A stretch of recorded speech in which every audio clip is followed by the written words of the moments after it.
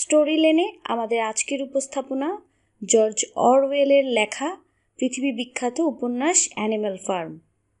এটি এমনই একটি পৃথিবী বিখ্যাত বই যা পৃথিবীর 100টিরও বেশি ভাষায় রূপান্তর করা হয়েছে। এটি মূলত একটি রূপকার বই। এই বইটির সমস্ত চরিত্র শুধুমাত্র লেখকের কল্পনার প্রকাশ।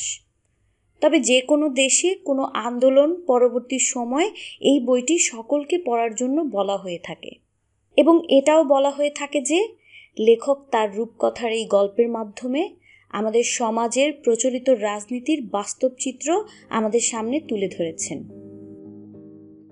আসসালামু আলাইকুম। স্টোরি লেনে আপনাদের সবাইকে স্বাগতম।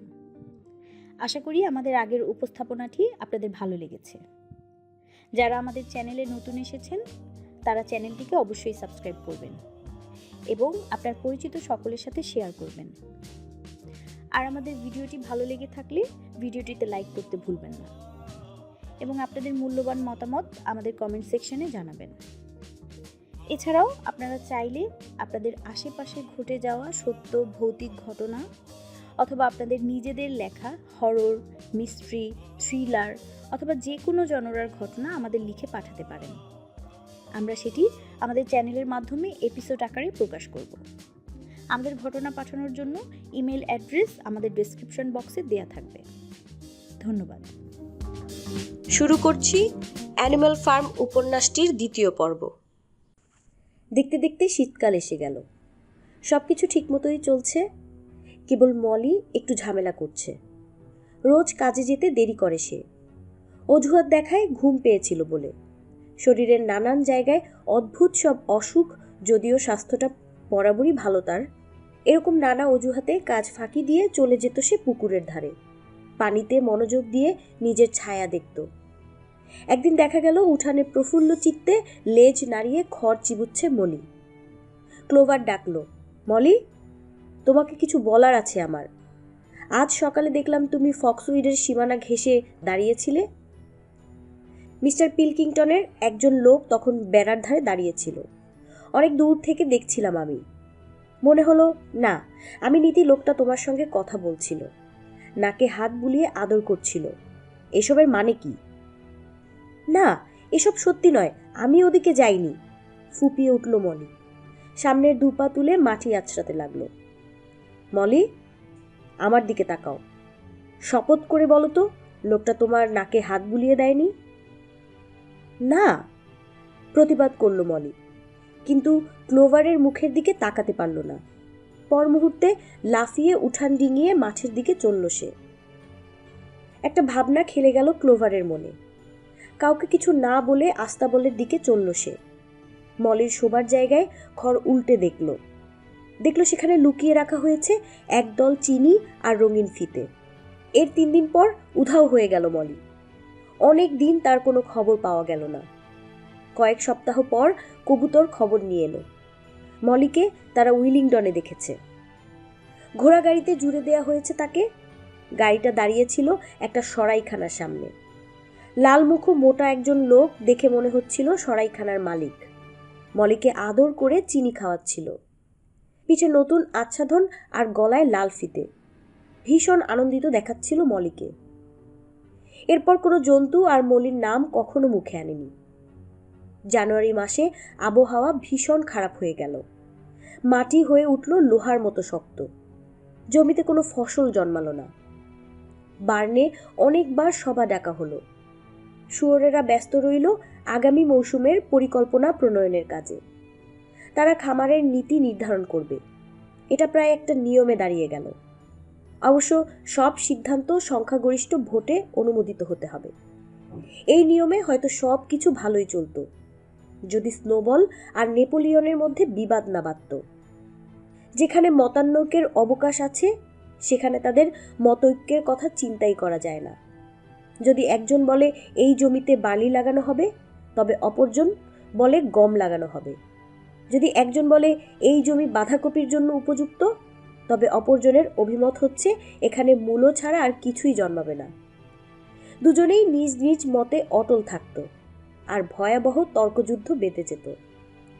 স্নোবল ভোট পেত তার বাক চাতুর্যে। এই সময়ে নেপোলিয়ন অন্যদের প্রভাবিত করে নিজের পক্ষে টানত। সে সবচেয়ে বেশি প্রভাবিত করতে পেরেছিল ভেড়াদের। ভেড়াগুলো সময়ে অসময়ে চিৎকার করে উঠত। 4 পাওয়ালার বন্ধু 2 পাওয়ালার শত্রু। সভা চলাকালীন সময়ে তাদের চিৎকার সভার কাজে বিঘ্ন ঘটাত। লক্ষ্য করলে দেখা যেত স্নোবলের বক্তৃতা উত্তুঙ্গে পৌঁছাবার মুহূর্তেই তারা চিৎকার শুরু করত। স্নোবল কৃষক শ্রমিক পত্রিকার কিছু পুরনো সংখ্যা খুঁজে পেয়েছিল ফার্ম হাউসে। সেগুলোতে লেখা ছিল নতুন নতুন যন্ত্রপাতি বানাবার কৌশল। এসব পত্রিকা পড়ে সে বিজ্ঞের মতো জমিতে নালা কাটা, জন্তুদের মল থেকে সার তৈরি ও অন্যান্য নতুন নতুন পদ্ধতির কথা বলতো। বুদ্ধি দিল, এখন থেকে জন্তুরা জমিতে মল ত্যাগ করবে, যাতে মলকে সার হিসেবে ব্যবহার করা যায় এবং পরিবহনের সমস্যা না হয়।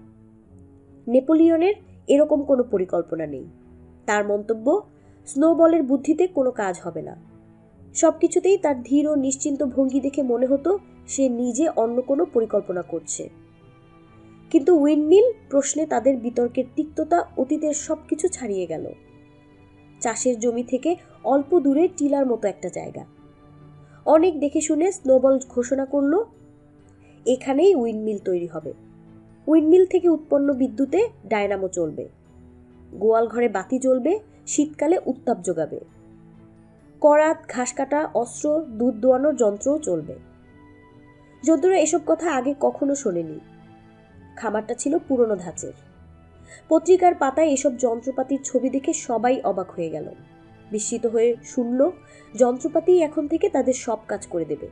তারা কেবল মনের সুখে মাঠে চড়বে আর লেখাপড়া করে সময় কাটাতে পারবে। কয়েক সপ্তাহের মধ্যেই স্নোবল উইন্ডমিলের নকশা এঁকে ফেলল।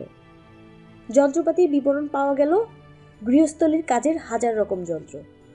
মানুষ সবকিছুর স্থপতি ও প্রারম্ভিক বিদ্যুৎ বইগুলো থেকে। স্নোবল ডিম ফোটানোর ঘরটাকে পড়ার ঘর হিসেবে বেছে নিল। ঘরের মেঝেটা ছিল খুব মসৃণ, তার আঁকাআঁকির কাজের জন্য উপযুক্ত।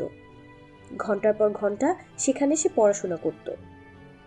পাথরের উপর বই খুলে রেখে খুরের সাহায্যে চক দিয়ে মেঝেতে দাগ কাটত। মাঝে মাঝে উত্তেজনায় নাক দিয়ে ঘোত ঘোত শব্দ করত। শেষ পর্যন্ত তার ছবিগুলো হলো খামখেয়ালি আঁকিবুকি, দেখতে কতকটা চাকার মতো আজগুবি এক জিনিস। যদ্দুরা তার কিছুই বুঝত না, কেবল মুগ্ধ হয়ে দেখত। সবাই দিনে অন্তত একবার হলেও ছবিটা দেখতে আসতো। এমনকি হাঁস মুরগিরাও আসতো। যদিও ছবি না মানিয়ে থাকা তাদের পক্ষে বেশ কষ্টকর হতো। কেবল নেপোলিয়ন রইল দূরে দূরে। প্রথম থেকেই সে উইন্ডমিলের বিরোধিতা করে আসছিল। একদিন হঠাৎ করেই সে গেল উইন্ডমিলের ছবি দেখতে। গম্ভীরভাবে ঘরের আশেপাশে ঘুরল। মনোযোগ দিয়ে ছবিটা দেখে নাক দিয়ে ঘোতঘোত করল। চারিদিকে তাকিয়ে দেখে নিয়ে ছবির ওপর পানি ত্যাগ করে দিল সে। তারপর সোজা বেরিয়ে গেল ঘর থেকে। পুরো খামার উইন্ডমিল প্রশ্নে দুভাগ হয়ে গেল। স্নোবল স্বীকার করল, উইন্ডমিল তৈরির কাজটা বেশ কঠিন। পাথরের দেয়াল বানাতে হবে, তারপর গড়তে হবে মূল কাঠামো, এর সঙ্গে জুড়ে দিতে হবে ডায়নামো ও অন্যান্য যন্ত্রপাতি। এগুলো কোত্থেকে জোগাড় হবে সে বলেনি। সে আশা করছে 1 বছরের মধ্যেই কাজটা সম্পন্ন করা যাবে। ডায়নামো চললে জন্তুদের অনেক কাজ কমে যাবে। তখন কেবল সপ্তাহে 3 দিন কাজ করলেই চলবে। অপরদিকে নেপোলিয়নের মত হলো, এই মুহূর্তে সবচেয়ে বেশি প্রয়োজন খাদ্য উৎপাদন। উইন্ডমিল বানানোর পেছনে সময় নষ্ট করলে নির্ঘাত না খেয়ে মরতে হবে। জন্তুরা 2 দলে বিভক্ত হয়ে গেল। এক দলের স্লোগান, স্নোবলকে ভোট দিলে সপ্তাহে 3 দিন কাজ করতে হবে। অপর দলের স্লোগান হলো, নেপোলিয়নকে ভোট দিলে পেট পুড়ে খাবার জুটবে। একমাত্র বেঞ্জামিন রইল নিরপেক্ষ। সে উইন্ডমিল বা খাদ্য উৎপাদন কোনো প্রচারণাতেই বিশ্বাস করে না। উইন্ডমিল হোক বা না হোক, সে বলতো, দিন যেভাবে চলছে সেভাবেই চলবে। বলাই বাহুল্য, খারাপভাবে চলবে। উইন্ডমিল ছাড়াও আরেকটা বিষয় নিয়ে বিতর্ক শুরু হয়েছে, সেটা হলো খামারের নিরাপত্তা। এটা নিশ্চিত গোশালার যুদ্ধে পরাজিত হলেও মানুষেরা আবার খামার দখলের চেষ্টা করবে। এই বিশ্বাসের পেছনে কারণও ছিল। মানুষের পরাজয়ের খবর আশেপাশের খামারগুলোতে ছড়িয়ে পড়ায় জন্তুরা আরও একগুঁয়ে হয়ে পড়েছে। আগের মতোই নিরাপত্তার প্রশ্নেও স্নোবল নেপোলিয়ন এক হতে পারল না। নেপোলিয়নের মতে জন্তুদের আগ্নেয়াস্ত্র তৈরি করে তার ব্যবহার আয়ত্ত করা উচিত। স্নোবলের মতে অন্যান্য খামারগুলোতে কবুতরের মাধ্যমে বিদ্রোহের খবর পাঠানো উচিত, যাতে তারাও বিদ্রোহের প্রেরণা পায়। একজন বলল, নিজেদের প্রতিরক্ষা ব্যবস্থা গড়তে না পারলে পরাজয় নিশ্চিত। অপরজন বলল, সব জায়গায় যদি বিদ্রোহ ছড়িয়ে পড়ে তবে প্রতিরক্ষা ব্যবস্থা গড়ার কোনো দরকার নেই। জন্তুরা প্রথমে নেপোলিয়নের কথা শুনল, তারপর শুনল স্নোবলের কথা। মনস্থির করতে পারল না কার কথা ঠিক। আসলে যে মুহূর্তে যে কথা বলছে তারই পক্ষ নিত তারা। অবশেষে স্নোবলের নকশা আঁকার কাজ শেষ হলো। পরের রোববার উইন্ডমিলের কাজ শুরুর প্রস্তাবের উপর ভোট গ্রহণ করা হবে। জন্তুরা যথারীতি সভায় মিলিত হলো। স্নোবল বক্তব্য রাখার জন্য উঠে দাঁড়াতেই ভেড়ারা ভ্যা ভ্যা শব্দে গোলমোল শুরু করলো। স্নোবল বক্তব্য রাখার জন্য উঠে দাঁড়াতেই ভেড়ারা ভ্যা ভ্যা শব্দে গোলমাল শুরু করলো। এই চিৎকারের মধ্যেও স্নোবল উইন্ডমিল তৈরির সপক্ষে তার মতামত ব্যক্ত করল। নেপোলিয়ন উঠে দাঁড়ালো পাল্টা বক্তব্য রাখার জন্য। কঠোর স্বরে বলল, উইন্ডমিলের পুরো পরিকল্পনাই হলো উদ্ভট। সবাইকে এর বিপক্ষে ভোট দেবার জন্য অনুরোধ করে সে বসে পড়ল। খুব বেশি হলে আধ মিনিট সময় নিল সে। মনে হলো জন্তুরা তার কথায় বেশ প্রভাবিত হয়েছে। স্নোবল আবার উঠে দাঁড়ালো। প্রথমে চিৎকার করতে থাকা ভেড়াগুলোকে থামতে বলল। তারপর আবেগ জড়িত গলায় সবাইকে উইন্ডমিলের পক্ষে ভোট দেবার জন্য অনুরোধ জানালো। একটু আগ পর্যন্ত জন্তুদের মন দ্বিধায় দুলছিল, কিন্তু এবার স্নোবলের আবেগ আর বাকমাধুর্য তাদের ভাসিয়ে নিয়ে গেল। সে আবেগ জড়িত গলায় জন্তু খামারের ভবিষ্যৎ ছবি এঁকে দেখালো। জন্তুদের ভবিষ্যতে আর এত পরিশ্রম করতে হবে না, তার স্বপ্ন এখন ঘাস কাটা কিংবা শালগম তোলার মেশিন ছাড়িয়ে অনেক দূরে গিয়ে গেছে। বিদ্যুৎ শক্তি সে ব্যাখ্যা করেছে মারাই কল চালাতে পারে, আলোয় আলোময় করে তুলতে পারে গোটা খামার। কথা শেষ হতেই স্পষ্টই বোঝা গেল রায় তারই পক্ষে যাবে। কিন্তু সেই মুহূর্তে উঠে দাঁড়ালো নেপোলিয়ন। অদ্ভুত দৃষ্টিতে তাকালো স্নোবলের দিকে, তারপর উচ্চ স্বরে ঘোত করে উঠল। এরকম শব্দ করতে তাকে আগে আর কেউ দেখেনি। বাইরে বিকট শব্দ উঠল। পেতলের কলার পরা 9টা বিশাল ভয়ঙ্কর চেহারার কুকুর ছুটে এলো বার্নের দিকে। সরাসরি স্নোবলকে আক্রমণ করে বসলো তারা।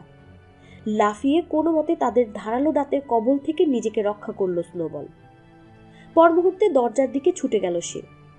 কুকুরগুলোও ছুটল তার পিছু পিছু। ভয়ে স্তব্ধ জন্তুরা দরজার কাছে জড়ো হলো পরবর্তী দৃশ্য দেখার জন্য।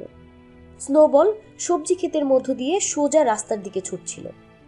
কুকুরগুলো তাকে প্রায় ধরে ফেলেছে। এমন সময় স্নোবলের পা পিছলে গেল। মনে হলো এবার আর তার রক্ষা নেই, কিন্তু তক্ষুনি উঠে এসে আবার ছুটল আগের চেয়েও দ্রুত গতিতে। কুকুর তার লেজ কামড়ে ধরল। এক ঝটকায় লেজ ছাড়িয়ে নিল স্নোবল। ফিনকি দিয়ে রক্ত ঝরতে লাগলো সদ্যসৃষ্ট ক্ষত থেকে, কিন্তু সৌভাগ্যক্রমে খামারের শেষ সীমায় পৌঁছে গেছে সে ততক্ষণে। ঝোপের ভেতরের এক গর্তে ঢুকে মুহূর্তেই উধাও হয়ে গেল সে। ভীত জন্তুরা নিজ নিজ জায়গায় বসে পড়ল। চিৎকার করতে করতে ফিরে এলো ভয়ঙ্কর দর্শন কুকুরগুলো। সবাই অবাক, কেউ বুঝতে পারছে না এই ভয়ঙ্কর জন্তুগুলো কোত্থেকে এসেছে। শিগগিরই জানা গেল এগুলো হচ্ছে সেই কুকুরের বাচ্চাগুলো যাদেরকে নেপোলিয়ন মায়েদের কাছ থেকে আলাদা করে নিজের কাছে রেখেছিল।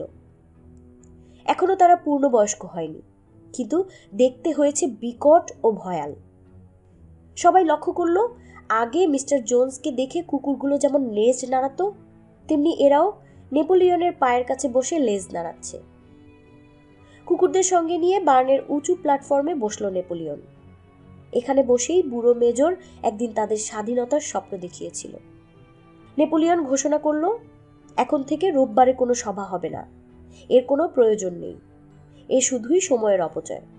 খামার পরিচালনার দায়িত্ব নেবে শুয়োর নিয়ে গঠিত এক কমিটি, যার নেতা সে নিজে। এই কমিটির সভা হবে গোপনে। সিদ্ধান্তসমূহ পরে অন্যান্য জন্তুদের জানিয়ে দেয়া হবে। সভার পরিবর্তে রোববারে পতাকাকে অভিনন্দন জানানো হবে, বিস্ট অফ ইংল্যান্ড পাওয়া হবে এবং সারা সপ্তাহ কাজের নির্দেশ গ্রহণ করবে জন্তুরা। কোনো বিষয়ে তর্কের কোনো অবকাশ থাকবে না। স্নোবলের বিতরণ সবাইকে ভীষণ নাড়া দিয়ে গেছে বলে সভা শিগগিরই মুলতবি ঘোষণা করা হলো। কয়েকজন তাদের মত প্রকাশের অধিকার ফিরে পাবার জন্য প্রতিবাদ করার চেষ্টা করেছিল। বক্সারও ছিল সেই দলে। সে কান খাড়া করে কয়েকবার মাথা ঝাঁকালো, চেষ্টা করলো ভাবনাগুলোকে গুছিয়ে বলার, যদিও শেষ পর্যন্ত কিছু বলতে পারল না। গোটা চারেক শুয়োর দাঁড়ালো প্রতিবাদ জানাতে, কিন্তু কুকুরগুলো তাদের ঘিরে দাঁড়াতেই সবাই চুপ হয়ে গেল। এ সময় ভেড়াগুলো গগনবিদারী আওয়াজ তুলল। 4 পেয়েরা বন্ধু, 2 পেয়েরা শত্রু চিৎকার চলল প্রায় 15 মিনিট ধরে, এবং কোনো সিদ্ধান্ত ছাড়াই সবার সমাপ্তি ঘোষণা করা হলো। স্কুয়েলারকে পাঠানো হলো নতুন পরিস্থিতি সম্পর্কে সকলকে ব্যাখ্যা প্রদানের জন্য। বন্ধুরা, সে বলল, আমার বিশ্বাস সব দায়িত্ব নিজের কাঁধে তুলে নেবার কমরেড নেপোলিয়নের এই মহৎ প্রচেষ্টা সবাই প্রশংসা করবে। বন্ধুরা, ভেবো না নেতৃত্ব খুব সুখের জিনিস, এই দায়িত্ব খুব কঠিন। কমরেড নেপোলিয়ন মনে প্রাণে বিশ্বাস করেন সব জন্তুই সমান, সবাই যার যার দায়িত্ব পালন করতে পারলেই তিনি সুখী হতেন। কিন্তু তোমরা যদি কখনো ভুল সিদ্ধান্ত নিয়ে ফেলো তাহলে কি ঘটবে? যেমন ধরো, তোমরা উইন্ডমিলের প্রলোভনে ভুলে স্নোবলের কথায় চলার সিদ্ধান্ত নিল, কিন্তু স্নোবল কে? সবাই জানে সে দাগী আসামির চেয়ে ভালো কিছু নয়। কিন্তু গোশালার যুদ্ধে সে বীরের মতো লড়েছে, কেউ একজন বলল। বীরত্বটাই কেবল যথেষ্ট নয়, বলল স্কোয়েলার। ন্যায়বোধ, সততা আর আনুগত্যই সবচেয়ে গুরুত্বপূর্ণ। গোশালার যুদ্ধে স্নোবলের ভূমিকা ছিল বেশ বাড়াবাড়ি। শৃঙ্খলা বন্ধুরা, কঠোর শৃঙ্খলা, এটাই হলো আজকের মূল মন্ত্র। একটা মাত্র ভুল পদক্ষেপই শত্রুরা আমাদের গ্রাস করার সুযোগ পেয়ে যাবে। বন্ধুরা, তোমরা কি আবার জোন্সের যুগে ফিরে যেতে চাও? সবাই চুপ করে থাকলো। আর যাই হোক, জন্তুরা জোন্সের যুগে ফিরে যেতে চায় না। রোববার সকালে সভা যদি জোন্সকে ফিরিয়ে আনে, তবে সে সভা অবশ্যই বন্ধ হওয়া উচিত। বক্সারের ভাবনা এতক্ষণে শেষ হলো। সে মুখ খুলল। কমরেড নেপোলিয়ন যা বলেন তাই ঠিক।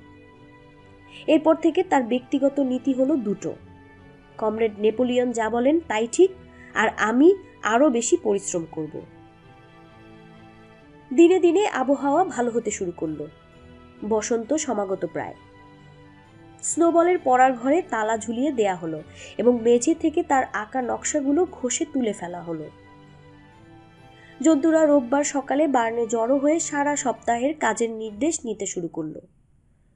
কবর থেকে বুড়ো মেজরের খুলি তুলে এনে পরিষ্কার করে একটা লাঠির মাথায় ঝুলিয়ে পতাকার পাশে রাখা হয়েছে। পতাকা উত্তোলনের পর জন্তুরা এক সারিতে দাঁড়িয়ে সেই খুলির প্রতি শ্রদ্ধা জানাতো। তারপর জড়ো হতো বার্নে। আগের মতো যার যেখানে খুশি বসার নিয়ম নেই। নেপোলিয়ন, স্কুয়েলার ও মিনিমাস নামের এক কবি শুয়োর বসে উঁচু প্ল্যাটফর্মে। তাদের ঘিরে অর্ধচন্দ্রাকারে বসে সেই 9টি ভয়াল দর্শন কুকুর। বাকি জন্তুরা বসে বার্নের চারধারে। নেপোলিয়ন দৃঢ় কর্কশ কণ্ঠে সারা সপ্তাহের কর্মসূচি পাঠ করে। এরপর একবার বিটস অফ ইংল্যান্ড গেয়ে সভার সমাপ্তি ঘোষণা করা হয়। স্নোবলকে তাড়িয়ে দেবার 3 সপ্তাহ পর একটা কথা শুনে বিস্মিত হলো জন্তুরা। নেপোলিয়ন ঘোষণা করেছে সে উইন্ডমিলের কাজ শুরু করবে। মত পরিবর্তনের কোনো কারণ সে ব্যাখ্যা করল না, কেবল হুঁশিয়ার করল এই কাজটা হবে বেশ কষ্টের, এর ফলে তাদের রেশনে ঘাটতি পড়তে পারে। এই বিষয়ে সমস্ত পরিকল্পনা করা হয়েছে। শুয়োরদের এক কমিটি প্রায় 3 সপ্তাহ এই কাজ সমাপ্ত করেছে। আশা করা যাচ্ছে এই কাজ বছর 2-এর মধ্যে সম্পন্ন করা সম্ভব হবে। সেদিন বিকেলে স্কুয়েলার ব্যাখ্যা করল কমরেড নেপোলিয়ন আসলে কখনো উইন্ডমিল তৈরির বিপক্ষে ছিলেন না। তিনিই সর্বপ্রথম এই পরিকল্পনা করেছিলেন। স্নোবল যেসব নকশা এঁকেছিল সেসব আসলে চুরি করা। সত্যি কথা বলতে কি, উইন্ডমিল আসলে কমরেড নেপোলিয়নেরই আবিষ্কার। তাহলে তিনি এর বিরোধিতা করছিলেন কেন? কে যেন জিজ্ঞেস করল। স্কুয়েলারকে একটু লজ্জিত মনে হলো। তারপর সে বলল, এটা ছিল কমরেড নেপোলিয়নের গোপন পরিকল্পনার অংশ। তিনি সব সময় চেষ্টা করেছিলেন কি করে স্নোবলকে তাড়ানো যায়। স্নোবলের উপস্থিতি কেবল এই খামারের সর্বনাশ বয়ে আনত। এখন স্নোবল নেই, সমস্ত পরিকল্পনা এগোবে নিজস্ব গতিতে। এটাই হলো স্কুয়েলারের কৌশল। সে বেশ কয়েকবার কথাটার পুনরাবৃত্তি করল। কৌশল বন্ধুরা, কৌশল। আনন্দে লেজ দুলিয়ে লাফিয়ে উঠল সে। কথাটার মানে জন্তুরা বুঝল না, কিন্তু কথাগুলো তাদের অনেকখানি প্রভাবিত করল। সেই সময় কুকুরগুলো হঠাৎ ভয়ঙ্কর গলায় ডেকে উঠল। আর দ্বিধা না করে জন্তুরা স্কুয়েলারের ব্যাখ্যা মেনে নিল। সেই বছরটা জন্তুরা কৃতদাসের মতো খাটল। এত খাটুনি সত্ত্বেও তারা ছিল সুখী। কোনো রকম স্বার্থত্যাগে কারো কোনো দ্বিধা নেই, কারণ তারা জানে এই খাটুনি স্বার্থত্যাগ কেবল তাদের উত্তরসূরিদের স্বার্থেই, অলস শোষক মানুষের স্বার্থে নয়। পুরো গ্রীষ্ম আর বসন্তকালে জন্তুরা সপ্তাহে 60 ঘন্টা কাজ করল। আগস্ট মাসে নেপোলিয়ন ঘোষণা করল এখন থেকে রোববার বিকেলেও কাজ করতে হবে। এটা অবশ্য স্বেচ্ছাভিত্তিক, বাধ্যতামূলক নয়, তবে কাজ না করলে খাবার দেয়া হবে অর্ধেক। এত পরিশ্রম সত্ত্বেও অনেক কাজ বাকি রয়ে গেল। গত বছরের চেয়ে এবার ফসলও হলো কম। যে দুটো জমিতে গাজর লাগাবার কথা ছিল তাতে ঠিক করে চাষ দেয়া হয়নি বলে সময় মতো গাজর লাগানো হলো না। সহজেই অনুমান করা গেল আগামী শীতকালটা খুব কষ্টে কাটবে। উইন্ডমিল তৈরি করতে গিয়ে অপ্রত্যাশিত সব বাধার সম্মুখীন হতে হলো। খামারের এক পাহাড়ের খাদে প্রচুর চুনাপাথর মিলল। বালু আর সিমেন্টও পাওয়া গেল গুদাম ঘরে, সুতরাং কাঁচামালের কোনো সমস্যা রইল না। কিন্তু সমস্যা হলো চুনা পাথরগুলোকে টুকরো করা নিয়ে। ক্রোবার দিয়ে ঠুকে ঠুকে ভাঙ্গা ছাড়া আর কোনো উপায় দেখা গেল না। কিন্তু জন্তুরা ক্রোবার ব্যবহার করতে জানে না। 1 সপ্তাহ ব্যর্থ চেষ্টার পর একজনের মাথায় বুদ্ধি এলো মধ্যাকর্ষণ শক্তি ব্যবহার করার। পাথরের টুকরোগুলো আছে পাহাড়ের খাদে। জন্তুরা বড় বড় টুকরোগুলি দড়ি দিয়ে বাঁধল। দড়ির অপর মাথা টেনে ধীরে ধীরে পাথরগুলোকে উঁচুতে তোলা হলো। এরপর দড়ি ঢিলে করলেই পাথরগুলো সোজা নিচের পাথরে আছড়ে পড়ে ভেঙে টুকরো টুকরো হয়ে যেত। এরপর টুকরোগুলো দিয়ে কাজ করা কোনো সমস্যাই নয়। ঘোড়া টানা গাড়িতে করে চূর্ণ পাথরগুলোকে বয়ে নিয়ে যাওয়া হতো। এ কাজে গরু, ঘোড়া, ভেড়া, এমনকি প্রয়োজনে শুয়োরেরাও হাত লাগাতো। গ্রীষ্মের শেষ দিকে অনেক চূর্ণ পাথর জমা হলো। এরপর শুয়োরদের তত্ত্বাবধানে শুরু হলো উইন্ডমিল তৈরির কাজ। পাথর ভাঙার কাজটা ছিল শ্রমসাধ্য ও ধীরগতি সম্পন্ন। বড়সড় একটা পাথর পাহাড়ের ওপর টেনে তুলতেই প্রায় সারাদিন লেগে যেত। আবার অনেক সময় সেগুলো নিচে পড়ে ভাঙতও না। বক্সারের সাহায্য ছাড়া এসব কাজ সম্ভবই হতো না। সে একাই সবার চেয়ে বেশি কাজ করত। যখন ভারী পাথরগুলো টেনে তোলা অসম্ভব মনে হতো, জন্তুরা হতাশায় চিৎকার করত। তখন বক্সার সমস্ত শক্তি দিয়ে দড়ি টেনে পাথরগুলো পাহাড়ের চূড়ায় তুলত। একটু একটু করে পাথরগুলো তুলত সে। শ্বাস প্রশ্বাস হতো দ্রুততর। খুরগুলো মাটিতে ডেবে যেত। সারা শরীর চুপচুপে হয়ে যেত ঘামে। সবাই তাকে দেখে উৎসাহ পেত। ক্লোবার তাকে প্রায়ই অতিরিক্ত পরিশ্রম করতে নিষেধ করত, কিন্তু বক্সার শুনত না। আমি আরও পরিশ্রম করব, আর কমরেড নেপোলিয়ন সর্বদাই সঠিক, এই দুটো কথা সবসময় বলতো সে। সে মুরগির বাচ্চাদের বলেছিল তাকে যেন 8 ঘন্টার বদলে রোজ পৌনে 1 ঘন্টা আগে ডেকে দেয়া হয়। এই অতিরিক্ত সময়টাতে সে একাই চলে যেত পাহাড়ের খাদে। টুকরো পাথরগুলো এনে জড়ো করত উইন্ডমিলের কাছে। বেশি পরিশ্রম করতে জন্তুদের খারাপ লাগতো না। খাদ্যের পরিমাণ জোন্সের সময়ের চেয়ে বেশি না হলেও কম ছিল না। নিজেরা খাদ্য উৎপাদনের সুবিধা হলো জোন্স ও তার লোকদের জন্য কোনো খাবার রাখতে হচ্ছে না। ফলে খাবারের পরিমাণ ঠিক করা নিয়ে কোনো সমস্যা নেই। সব কাজেই জন্তুদের দক্ষতা বেড়েছে, তাই পরিশ্রম আগের চেয়ে কমেছে। জন্তুরা আর শস্য চুরি করে না, ক্ষেতের চারধারে বেড়াও দিতে হয় না। ফলে কাজ অনেক কমে গেছে। অবশ্য নতুন নতুন কিছু সমস্যার উদ্ভবও হয়েছে। বছর শেষে অনেক জিনিসের ঘাটতি দেখা দিল। জ্বালানি তেল, বিস্কুট, পেরেক, দড়ি, ঘোড়ার নালের জন্য লোহা, এসবের কোনোটাই খামারে তৈরি হয় না। আরও দরকার বীজ, সার এবং উইন্ডমিলের জন্য নানা রকম যন্ত্রপাতি। কেউ বুঝতে পারল না এসব কি করে জোগাড় হবে। এক রোববার সকালে জন্তুরা বার্নে সমবেত হলো তাদের সাপ্তাহিক কাজের নির্দেশ নেয়ার জন্য। নেপোলিয়ন ঘোষণা করল সে সিদ্ধান্ত নিয়েছে আশেপাশের খামারগুলোর সঙ্গে ব্যবসা করবে। অবশ্যই কোনো বাণিজ্যিক উদ্দেশ্যে নয়, কেবলমাত্র প্রয়োজনীয় জিনিসের চাহিদা মেটাবার জন্য। উইন্ডমিলের যন্ত্রপাতি কেনার ব্যাপারটাকে অগ্রাধিকার দেয়া হবে। এজন্য সে মজুতকৃত খড় ও গমের কিছু অংশ বিক্রির সিদ্ধান্ত নিয়েছে। যদি প্রয়োজন হয় তবে মুরগির ডিম বিক্রি করে অতিরিক্ত টাকার চাহিদা মেটানো যেতে পারে। নেপোলিয়ন আশা প্রকাশ করল উইন্ডমিলের মতো মহৎ প্রকল্প বাস্তবায়নের জন্য মুরগিরা এই ত্যাগকে স্বাগত জানাবে। এই ঘোষণায় জন্তুরা অস্বস্তি বোধ করল। জোন্সের পতনের পর সিদ্ধান্ত নেওয়া হয়েছিল মানুষের সঙ্গে কোনো লেনদেন নয়, তাদের সঙ্গে কোনো ব্যবসা নয়, টাকার ব্যবহার নয়। সবারই কথাটা মনে আছে। সবাই চুপ থাকলেও সেই 4 শুয়োর মৃদু প্রতিবাদ করল, কিন্তু কুকুরদের ভয়ঙ্কর গর্জনে তাদের প্রতিবাদ চাপা পড়ে গেল। ভেড়াগুলো ভ্যাঁ করে উঠল। 4 পেয়ারা বন্ধু, 2 পেয়ারা শত্রু। সবার থমথমে ভাব কেটে গেল।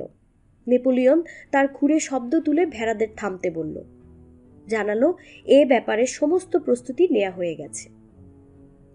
মানুষের সংস্পর্শে আসার প্রয়োজন নেই জন্তুদের, সে একাই সব দায়িত্ব নেবে। একজন আইনজীবী 2 খামারের মধ্যেকার ব্যবসার মধ্যস্থতা করবেন। তিনি প্রতি সোমবার সকালে এসে প্রয়োজনীয় নির্দেশ নিয়ে যাবেন। জন্তু খামার দীর্ঘজীবী হোক বলে নেপোলিয়ন তার বক্তব্য শেষ করল। এরপর বিটস অফ ইংল্যান্ড গেয়ে সভার সমাপ্তি ঘোষণা করা হলো। এরপর স্কুয়েলার চলল জন্তুদের বোঝাতে মানুষের সাথে সম্পর্ক রাখা যাবে না এমন কোনো সিদ্ধান্ত কখনো নেওয়া হয়নি। সে জন্তুদের নিশ্চিত করল এটা সম্পূর্ণ মিথ্যে কথা। সম্ভবত দুষ্ট স্নোবলই এই কথা রটিয়েছে। কিছু সংখ্যক জন্তু এর পরেও সন্দেহ প্রকাশ করল। তখন ধূর্ত স্কোয়েলার প্রশ্ন করল, তোমরা কি নিশ্চিত যে এরকম কোনো সিদ্ধান্ত নেওয়া হয়েছিল? এর কোনো প্রমাণ দেখাতে পারবে? এমন কথা কি কখনো লিখে রাখা হয়েছে? কথা সত্য, এ কথা কোথাও লেখা নেই। জন্তুরা ভাবল আসলে হয়তো তারাই ভুল বুঝেছে। চুক্তি হলো, প্রতি সোমবার সকালে আইনজীবী মিস্টার হুইম্পিয়ার আসবেন। ধূর্ত চেহারার জুলফিওয়ালা আইনজীবী তিনি, কিন্তু এটুকু বোঝেন এই খামারের ব্যবসায় মধ্যস্থতাকারীর যথেষ্ট আয়ের সম্ভাবনা আছে। তার আসা যাওয়া জন্তুরা ভীত চোখে দেখতে লাগলো। যদ্দূর সম্ভব তাকে এড়িয়ে চলল সবাই। নেপোলিয়ন একাই মিস্টার হুইম্পিয়ারের সঙ্গে কাজ কারবার চালাতে লাগলো। এ প্রসঙ্গে সে কারো সাথে কথা বলতো না। মানুষের সঙ্গে তাদের সম্পর্ক রইল আগের মতোই। মানুষরা এখন জন্তু খামারকে কেবল অপছন্দই করে না, বরং রীতিমতো ঘৃণা করে। তাদের দৃঢ় বিশ্বাস শিগগিরই জন্তু খামার দেউলিয়া হয়ে যাবে এবং উইন্ডমিল প্রকল্প কেচে যাবে। সরাইখানার আড্ডায় একে অপরকে বোঝাতো যে উইন্ডমিলটা অবশ্যই ভেঙে পড়বে, আর যদি দাঁড়িয়েও থাকে তবে অবশ্যই কোনো কাজ করবে না। কিন্তু অনিচ্ছা সত্ত্বেও তারা জন্তুদের সমীহ করতে শুরু করলো। যত যাই হোক, একদল জন্তু ম্যানর ফার্ম চালাচ্ছে।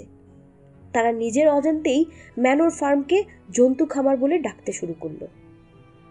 মিস্টার জোন্সের প্রতি সমর্থন প্রত্যাহার করলো সবাই। মিস্টার জোন্সও খামার ফিরে পাবার আশা ছেড়ে দিয়ে অন্য জায়গায় চলে গেলেন। একমাত্র মিস্টার হুইম্পিয়ার ছাড়া বাইরের জগতে আর কারো সঙ্গে জন্তু জগতের কোনো সম্পর্ক রইল না। এরই মাঝে একদিন গুজব শোনা গেল শিগগিরই ফক্সউইডের মিস্টার পিলকিংটন কিংবা পিন্সফিল্ডের মিস্টার ফ্রেডরিকের সঙ্গে ব্যবসায় নামতে যাচ্ছে। এ সময় শুয়োরেরা আস্তাবল ছেড়ে ফার্ম হাউসে থাকতে শুরু করলো। জন্তুদের মনে পড়ল ফার্ম হাউসে বসবাসের উপর নিষেধাজ্ঞা সম্বন্ধে, কিন্তু স্কোয়েলার বোঝালো জন্তুরা যা ভাবছে ব্যাপারটা আসলে তা নয়। ফার্ম হাউসে থাকা শুয়োরদের জন্য খুবই দরকারি। তারাই এই খামারটা পরিচালনা করে। তাদের জন্য দরকার একটা নিরিবিলি পরিবেশ। আর একজন নেতার পক্ষে খোয়ারে থাকাটা ঠিক মানানসই নয়। জন্তুরা আরও বিরক্ত হলো যখন জানা গেল যে শুয়োরেরা রান্নাঘরে খাচ্ছে, ড্রয়িং রুমকে ব্যবহার করছে, অবসর কাটানোর জন্য আর ঘুমাচ্ছে বিছানায়।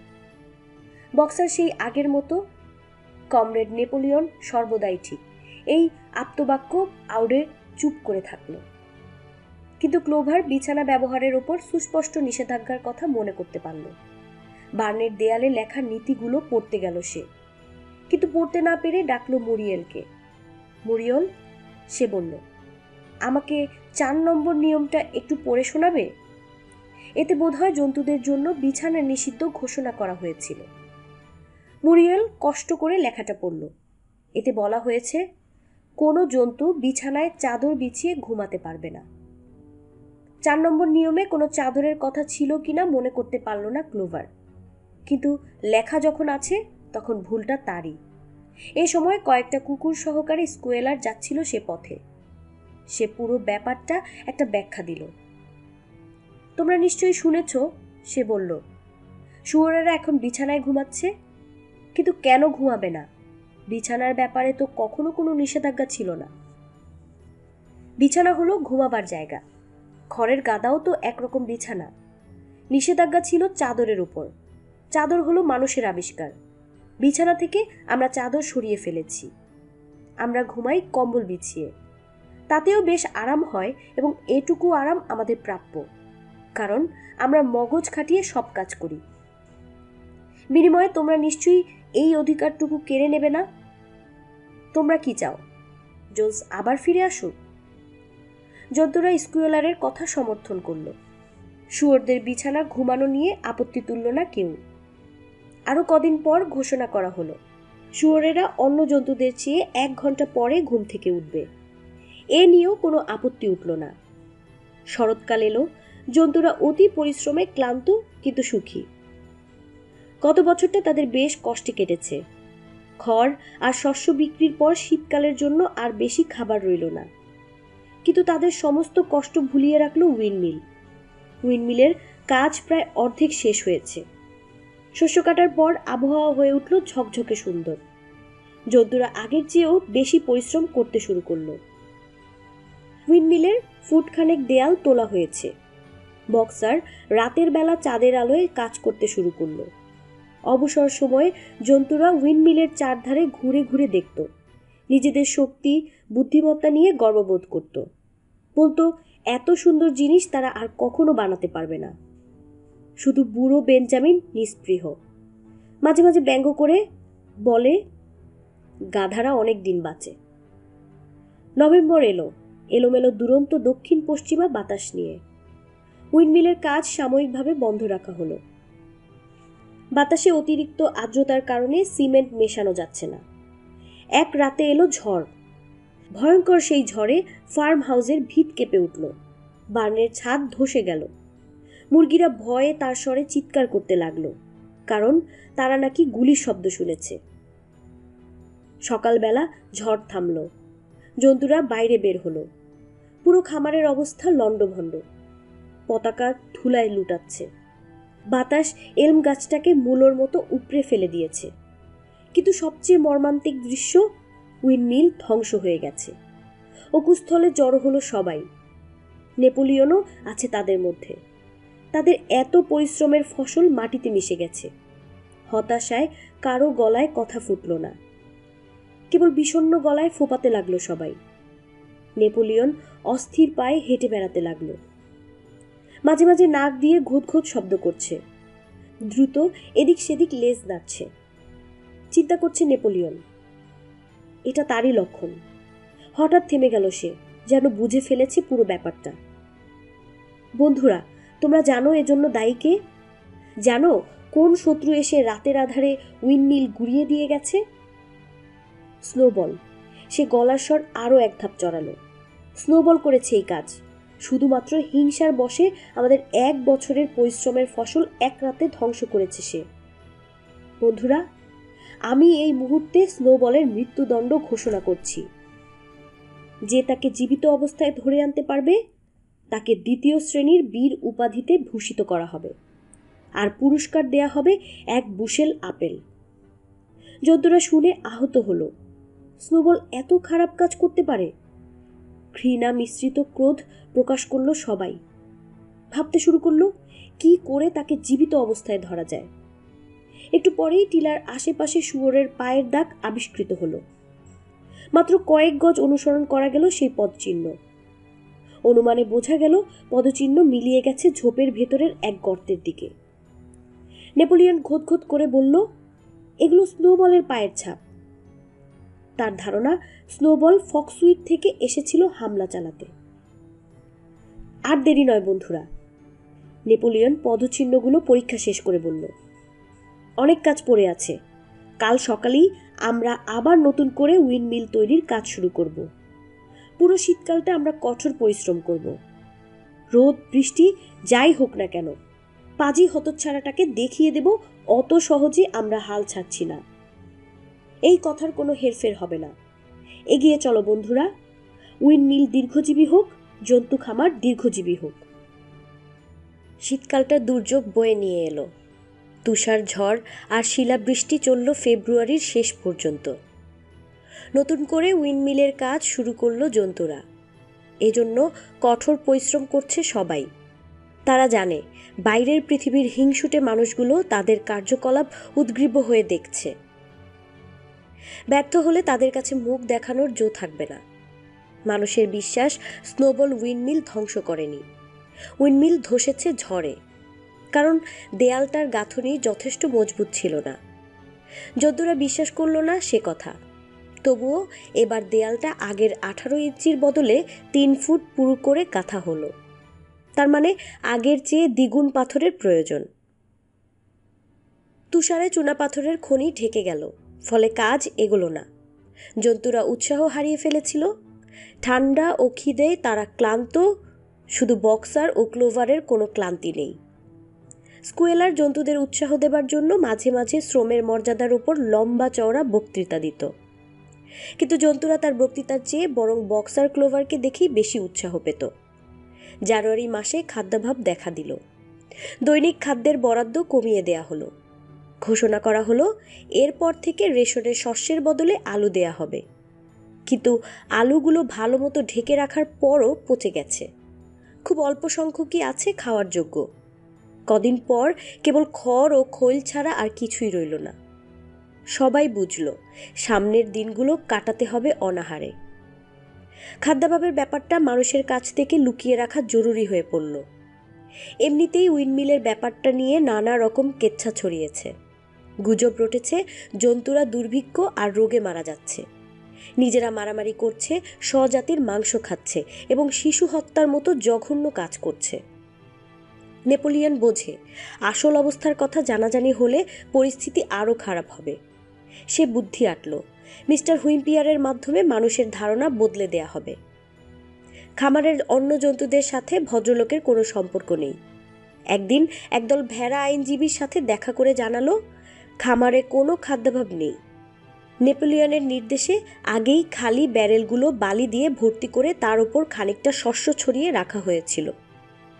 মিস্টার হুইম্পিয়ার গুদাম পরিদর্শন করে শস্যের ভরা ব্যারেল দেখে বাইরের পৃথিবীকে জানালেন জন্তু খামারে খাদ্যের কোনো অভাব নেই। জানুয়ারির শেষ দিকে খাদ্যাভাব তীব্র হয়ে উঠল। শিগগিরই খাদ্য জোগাড় না হলে জন্তুদের অনাহারে থাকতে হবে। আজকাল আর নেপোলিয়ন জন্তু সম্মুখে আসে না, সময় কাটায় ফার্ম হাউসে। কুকুরগুলো ফার্ম হাউসের চারদিকে ঘুরে ঘুরে পাহারা দেয়। মাঝে মধ্যে আনুষ্ঠানিকভাবে যখন বাইরে আসে তখন তাকে ঘিরে থাকে কুকুরগুলো। এখন আর রোববারের সভায়ও তাকে দেখা যায় না। সবাই কাজের নির্দেশ নেয় স্কুয়েলারের কাছ থেকে। এক রোববারে স্কুয়েলার ঘোষণা করল এখন থেকে মুরগির ডিম বিক্রি করা হবে। নেপোলিয়ন সপ্তাহে 400 ডিম সরবরাহের চুক্তি করেছে।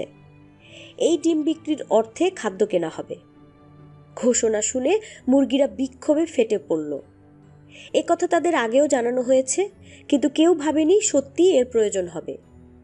মুরগিরা এ সময় আসন্ন বসন্তকালের জন্য বাচ্চা ফোটাবার প্রস্তুতি নিচ্ছিল।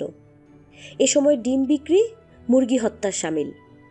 তারা এ সিদ্ধান্তের প্রতিবাদ করল। 3টে কালো মুরগির নেতৃত্বে সংগঠিত হলো তারা। জোন্সের বিতরণের পর এই প্রথম বিদ্রোহ দেখা দিল জন্তু খামারে। মুরগিরা ছাদের ওপর উড়ে উড়ে ডিম পাড়তে শুরু করলো। ছাদে পড়ার সাথে সাথে ভেঙে যেত ডিমগুলো। বিদ্রোহী মুরগিদের শায়েস্তা করার জন্য ঘোষণা করল নেপোলিয়ন এখন থেকে মুরগিদের খাবার বন্ধ। কেউ যদি তাদের খেতে দেয় তবে তার শাস্তি হবে মৃত্যুদণ্ড। এই আদেশ যথাযথভাবে পালিত হচ্ছে কিনা কুকুরেরা সেদিকে লক্ষ্য রাখল। 5 দিন অনাহারে থাকার পর মুরগিরা নতি স্বীকার করল। এরই মধ্যে মারা গেল 9টি মুরগি। মৃতদেহগুলো পুঁতে ফেলা হলো বাগানের ধারে। সবাই জানল রোগে ভুগে মারা গেছে মুরগিগুলো। মিস্টার হুইম্পিয়ার এসবের কিছুই জানলেন না, কেবল চুক্তি অনুযায়ী সপ্তাহে 400 ডিমের চালান গ্রহণ করলেন। এর মধ্যে স্নোবলের আর কোনো খবর মেলেনি। শোনা যায় সে আশপাশের কোনো খামারেই আত্মগোপন করে আছে। জন্তু খামারের সঙ্গে মানুষের সম্পর্কের ধীরে ধীরে উন্নতি হচ্ছে। নেপোলিয়ন সিদ্ধান্ত নিয়েছে খামারের প্রায় 10 বছরের পুরনো বীজ গাছের গুঁড়িটা বিক্রি করে দেবে। ফ্রেডরিক ও পিলকিংটন দুজনেই কেনার আগ্রহ দেখালেন। ফ্রেডরিকের সাথে রফায় পৌঁছালে শোনা যায় স্নোবল আত্মগোপন করেছে ফক্সউইডে, আর পিলকিংটনের সাথে আলাপ করলে জানা যায় স্নোবল আশ্রয় নিয়েছে পিঞ্চফিল্ড ফার্মে। বসন্তের শুরুতে একটা আতঙ্কের খবর ছড়িয়ে পড়ল। স্নোবল রোজ রাতে জন্তু খামারে হানা দেয়। জন্তুদের রাতের ঘুম হারাম হয়ে গেল। স্নোবল খাবার চুরি করে গরুর দুধ দুয়ে নিয়ে যায়, ডিম ভেঙে রাখে, বীজতলা এমনকি গাছের ফলও নষ্ট করে। কোথাও কোনো গোলমাল হলে নিশ্চিতভাবে ধরে নেওয়া হয় এটা স্নোবলের কাজ। যদি জানালার কাঁচ ভাঙে বা নালগুলো বুজে যায় তবে বোঝা যায় স্নোবল এসেছিল রাতের বেলা। একদিন গুদাম ঘরের চাবি হারিয়ে গেল। সবাই ধরে নিল স্নোবল নির্ঘাত কুয়োয় ফেলে দিয়েছে চাবিটা। অনেক খোঁজাখুঁজির পর তা পাওয়া গেল বস্তার নিচে, কিন্তু তাতে কারো বিশ্বাস টানল না। শীতকালে বুনো ইঁদুরের উপদ্রব বেড়ে গেল। সবাই বলল স্নোবলের সাথে ইঁদুরের গোপন যোগাযোগ আছে। এরকম উৎপাত কিছুদিন চলার পর তদন্তের নির্দেশ দিল নেপোলিয়ন। কুকুরের শোভাযাত্রা সহকারে খামার পরিদর্শনে বের হলো সে। অন্যেরা একটু দূরত্ব রেখে তাকে অনুসরণ করল। মাটি শুকে শুকে স্নোবলের চিহ্ন খোঁজার চেষ্টা করলো সবাই। সর্বত্রই খোঁজা হলো। বার্ন, গোয়াল, মুরগির খোয়ার, সবজি ক্ষেত কিছুই বাদ গেল না। সব জায়গাতেই স্নোবলের উপস্থিতির নিদর্শন মিলল। খানিকক্ষণ পরপরই নেপোলিয়ন চিৎকার করে জানান দিচ্ছিল, স্নোবল এখানে এসেছিল, আমি তার গায়ের গন্ধ পাচ্ছি। প্রতিবার স্নোবলের নাম উচ্চারণের সাথে সাথে কুকুরগুলো রক্তহীন করা গলায় ডেকে উঠল। জন্তুরা ভয়ে অস্থির। মনে হচ্ছিল স্নোবল বোধহয় বাতাসের সঙ্গে মিশে তাদের ঘিরে আছে। বিকেলে বার্নে সভা ডাকা হলো। স্কুয়েলারের থমথমে মুখ দেখে সবাই বুঝল কোনো খারাপ খবর আছে। বন্ধুরা, অস্থির ভঙ্গিতে লেজ নাড়ল স্কুয়েলার। একটা ভয়ঙ্কর কথা শোনা গেছে। স্নোবল মানুষের সাথে যোগ দিয়ে খামারটা আমাদের কাছ থেকে কেড়ে নেয়ার চক্রান্ত করছে। সে এখন ফ্রেডরিকের আশ্রয়ে আছে। আমরা জানতাম সে বিদ্রোহ করেছিল নিজের উচ্চাশা পূরণের জন্য। আসলে তা নয়, সে শুরু থেকেই জোনসের হয়ে কাজ করত। কিছু সদ্য আবিষ্কৃত গোপন দলিল থেকে এই তথ্য পাওয়া গেছে। আর গোশালার যুদ্ধে আমাদের পরাজয়ের দিকে ঠেলে দেবার ব্যাপারে তার ব্যর্থ চেষ্টার কথা তো সবার জানা। জন্তুরা একেবারেই বোকা বনে গেল। কথাগুলো তারা বিশ্বাস করতে পারল না। সবারই মনে আছে গোশালার যুদ্ধে স্নোবল বীরত্বের সঙ্গে লড়েছে। জোনসের গুলিতে সে আহতও হয়েছিল, কিন্তু তারপরেও পিছু হটেনি।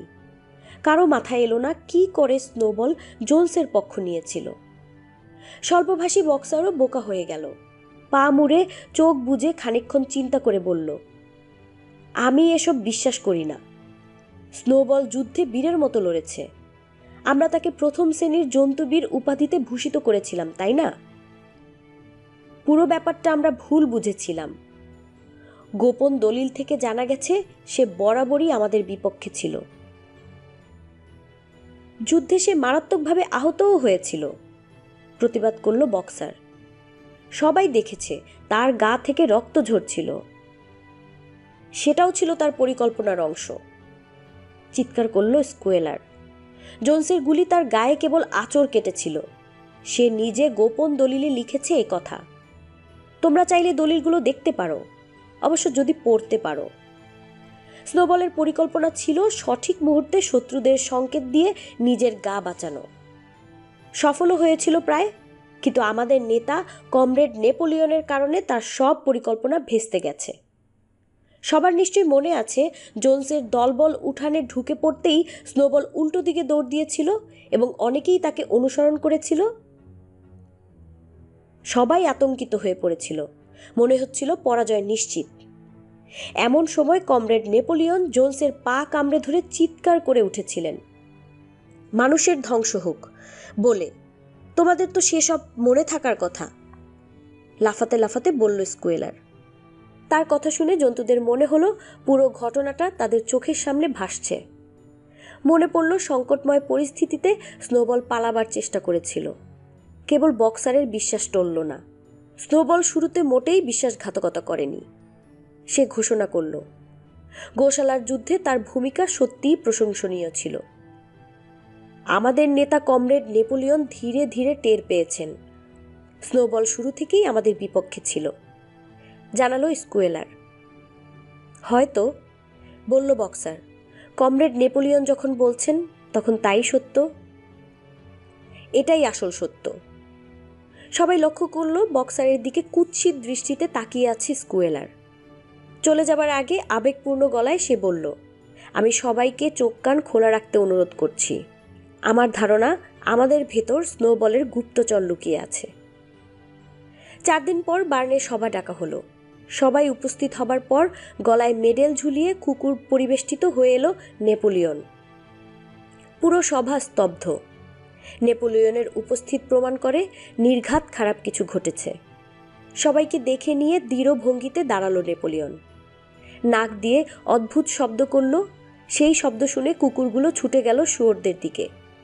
4টে শুয়োরের কান কামড়ে ধরে টেনে নিয়ে এলো নেপোলিয়নের সামনে। শুয়োরগুলোর কান থেকে রক্ত বের হতে লাগলো দরদর করে। গন্ধে যেন উন্মাদ হয়ে উঠল কুকুরেরা। সবাইকে চমকে দিয়ে এরপর তারা আক্রমণ করলো বক্সারকে। আক্রমণ ঠেকাতে খুর দিয়ে একটা কুকুরকে মাটিতে ঠেসে ধরল বক্সার। বাকিগুলো ভয়ে লেজ গুটিয়ে পালিয়ে গেল। কুকুরটাকে মেরে ফেলবে না ছেড়ে দেবে, নেপোলিয়নের কাছে জানতে চাইল সে। ছেড়ে দেবার হুকুম দিল নেপোলিয়ন। ছাড়া পেয়ে চিৎকার করতে করতে পালিয়ে গেল কুকুরটা। ভয়ে কাঁপছিল শুয়োর 4টে। তাদের চোখে মুখে অপরাধী ভাব। যারা ভোটাধিকার ফিরে পাওয়ার দাবি তুলেছিল তারা স্বীকার করল স্নোবলের সাথে তাদের গোপন যোগাযোগ আছে। তার আদেশেই তারা উইন্ডমিল ধ্বংস করেছে। জন্তু খামার ফ্রেডরিকের হাতে তুলে দেবার পরিকল্পনাও ছিল তাদের। স্বীকারোক্তি শেষ হবার সঙ্গে সঙ্গে কুকুরগুলো ঝাঁপিয়ে পড়ে তাদের উপর। দেহ থেকে শুয়োরগুলোকে মস্তক আলাদা করে ফেলল। হিম গলায় জানতে চাইল নেপোলিয়ন আর কেউ তাদের অপরাধ স্বীকার করতে চায় কিনা। ডিম বিদ্রোহের নেতৃত্ব দানকারী 3টি মুরগি এগিয়ে এলো। স্বীকার করল স্বপ্নে স্নোবল তাদের বিদ্রোহের নির্দেশ দিয়েছিল। শুয়োরদের মতো একই পরিণতি হলো তাদেরও। এরপর এগিয়ে এলো হাঁসের দল। তারা খাবার চুরি করেছিল। একটা ভেড়া স্বীকার করলো সে খাবার পানিতে প্রসাব করেছিল। আরও জানালো স্নোবলের প্ররোচনায় তারা নেপোলিয়নের অনুগত এক বৃদ্ধ ছাগলকে পুড়িয়ে মেরেছে। একের পর এক অপরাধ স্বীকার ও বিচারের পালা চলল। নেপোলিয়নের পায়ের কাছে জমে উঠল মৃতদেহের স্তূপ। রক্তের গন্ধে ভারী হয়ে উঠল বাতাস। বিচার শেষ হলো। শুয়োর আর কুকুর ছাড়া সবাই ধীরে ধীরে সভ্যস্থল ত্যাগ করল। সবার মন বিষণ্ণ বিধ্বস্ত। জানে না কিসে তারা বেশি মর্মাহত, জন্তুদের বিশ্বাসঘাতকতায় নাকি তাদের এই নৃশংস হত্যাকাণ্ডে। আগের দিনগুলোতেও রক্তপাতে তারা বিষণ্ণ হয়ে উঠত, কিন্তু আজ নিজেদের মাঝে ঘটে যাওয়া রক্তপাতের ঘটনায় তারা আহত হয়েছে অনেক বেশি। জন্তুরা উইন্ডমিলের গোড়ায় একে অপরের গা ঘেঁষে বসে পড়ল, যেন উষ্ণতার সন্ধান করছে। ক্লোভার, বক্সার, মুরিয়েল, বেঞ্জামিন, হাঁস মুরগি সবাই। কেবল বেড়াল নেই। সভা শুরুর পর থেকে আর তাকে দেখা যায়নি। সবাই স্তব্ধ। কেবল বক্সারই স্বাভাবিক। সে উদ্দেশ্যহীনভাবে এদিক সেদিক তাকাচ্ছিল, লেজ নাড়িয়ে কিছু বলার চেষ্টা করল। আমার কিছু বিশ্বাস হচ্ছে না, কোথাও কোনো গোলমাল আছে। বেশি কাজ করলেই সব ঠিক হয়ে যাবে। কাল থেকে আমি পুরো 1 ঘন্টা আগে উঠে কাজ শুরু করব। পরদিন একাই বিশাল 2 খণ্ড চুনাপাথর গুঁড়ো করল সে। রাত নামার আগেই পাথরের টুকরোগুলো এনে জড়ো করল টিলার গোড়ায়। টিলার গোড়া থেকে পুরো খামারটা দেখা যায়। বিস্তৃত ফসলের ক্ষেত চলে গেছে বড় রাস্তা পর্যন্ত। ঘেঁষো মাঠ, পানির চৌবাচ্চা, ফসলের ক্ষেত, কচি সবুজ গম জন্মেছে সেখানে। ফার্ম হাউসের লাল টালির ছাদ, চিমনির কুণ্ডুলি পাকানো ধোয়া। বসন্তের সুন্দর বিকেল, ঘাস আর ঝোপগুলো বিকেলের সোনা রোদে ঝলমল করছে। সবিস্ময়ে উপলব্ধি করল জন্তুরা, এই খামারটা তাদের, একেবারেই তাদের নিজস্ব সম্পত্তি, তাদের ভালোবাসার পূর্ণভূমি। ক্লোভারের চোখ দুটো জলে ভরে এলো। যদি বলতে পারত তবে সে বলতো, এজন্য তারা মানুষের বিরুদ্ধে বিদ্রোহ করেনি। বুড়ো মেজরের সে রাতের স্বপ্নে এরকম নৃশংস রক্তপাতের কথা ছিল না। তার আঁকা সোনালী ভবিষ্যৎ পরিকল্পনায় ছিল খিদে ও কষ্টমুক্ত জন্তু জগতের, যেখানে সবাই সমান, সবাই সাধ্যমতো পরিশ্রম করবে, সবলরা দুর্বলদের রক্ষা করবে। সেই রাতে সে এমন দুপায়ের মাঝখানে অসহায় হাঁসের বাচ্চাদের জন্য আশ্রয় রচনা করেছিল, তেমনি নিরাপদ হবে তাদের এই জগৎ। সেই রাতে সে যেমন দুপায়ের মাঝখানে অসহায় হাঁসের বাচ্চাদের জন্য আশ্রয় রচনা করেছিল, তেমনি নিরাপদ হবে তাদের এই জগৎ। তবে এমন কেন হলো? কেন কেউ মনের কথা মুখ ফুটে বলতে পারে না? হিংস্র কুকুর গর্জায় চারদিকে, বন্ধুদের রক্তাক্ত দেহ মাটিতে লুটায়। তার নিজের মনে তো কখনো অবাধ্যতার চিহ্ন ছিল না। আর কোনো কথা বুঝুক বা নাই বুঝুক, একটা কথা সে খুব ভালো বোঝে, কোনোভাবেই আর জোন্সের যুগে ফেরা চলবে না। যাই ঘটুক না কেন, সে আগের মতোই বিশ্বস্ত থাকবে। নেপোলিয়নের সব নির্দেশ মেনে চলবে আর যথাসাধ্য পরিশ্রম করবে। এরপর বিস্টস অব ইংল্যান্ড গাইতে শুরু করলো ক্লোভার। অন্য জন্তুরাও গলা মেলালো তার সঙ্গে, নিচু স্বরে, বিষণ্ণ সুরে। এই সুরে গানটা তারা আর কখনো গায়নি। গান গাওয়া শেষ হতেই 3টে কুকুর সহ হাজির হলো স্কুয়েলার। অত্যন্ত জরুরি একটা কথা বলতে এসেছে সে। কমরেড নেপোলিয়ন এক বিশেষ আদেশ জারি করেছেন, তা হলো আজ থেকে বিস্টস অব ইংল্যান্ড নিষিদ্ধ করা হয়েছে। জন্তুরা স্তব্ধ হয়ে গেল। কেন? আর্তনাদ করে উঠল মুরিয়েল। এ গানের আর কোনো প্রয়োজন নেই, কঠোর গলায় বলল স্কুয়েলার। এটা ছিল বিদ্রোহের গান। বিদ্রোহ শেষ হয়েছে বহুদিন আগে। বিশ্বাসঘাতকরাও নির্মূল হয়েছে। ভেতরের বাইরের সব শত্রুই শেষ। এ গান আমাদের ভবিষ্যতের স্বপ্ন দেখিয়েছিল। সেই স্বপ্ন আজ সফল, তাই এই গানের আর কোনো প্রয়োজন নেই। ভয় পাওয়া সত্ত্বেও কেউ কেউ প্রতিবাদ করতে চেয়েছিল, কিন্তু স্কুয়েলারের বক্তব্য শেষ হবার সঙ্গে সঙ্গে ভেড়াগুলো ভ্যাঁ ভ্যাঁ করে উঠল। 4 পেয়েরা বন্ধু, 2 পেয়েরা শত্রু। বেশ কিছুক্ষণ চলল তাদের চিৎকার। ততক্ষণে জন্তুরা প্রতিবাদের ভাষা হারিয়ে ফেলেছে। বিস্টস অব ইংল্যান্ড এরপর আর কখনো শোনা যায়নি। প্রতি রোববার এর বদলে শুয়োর কবি মিনিমাস রচিত একটা গান গাওয়া হতো। গানটা এরকম: animal farm, never throw me shalt thou come two harm. কিন্তু কেন যেন এই গান বিস্টস অব ইংল্যান্ডের মতো জন্তুদের হৃদয়ে ঝংকার তোলে না।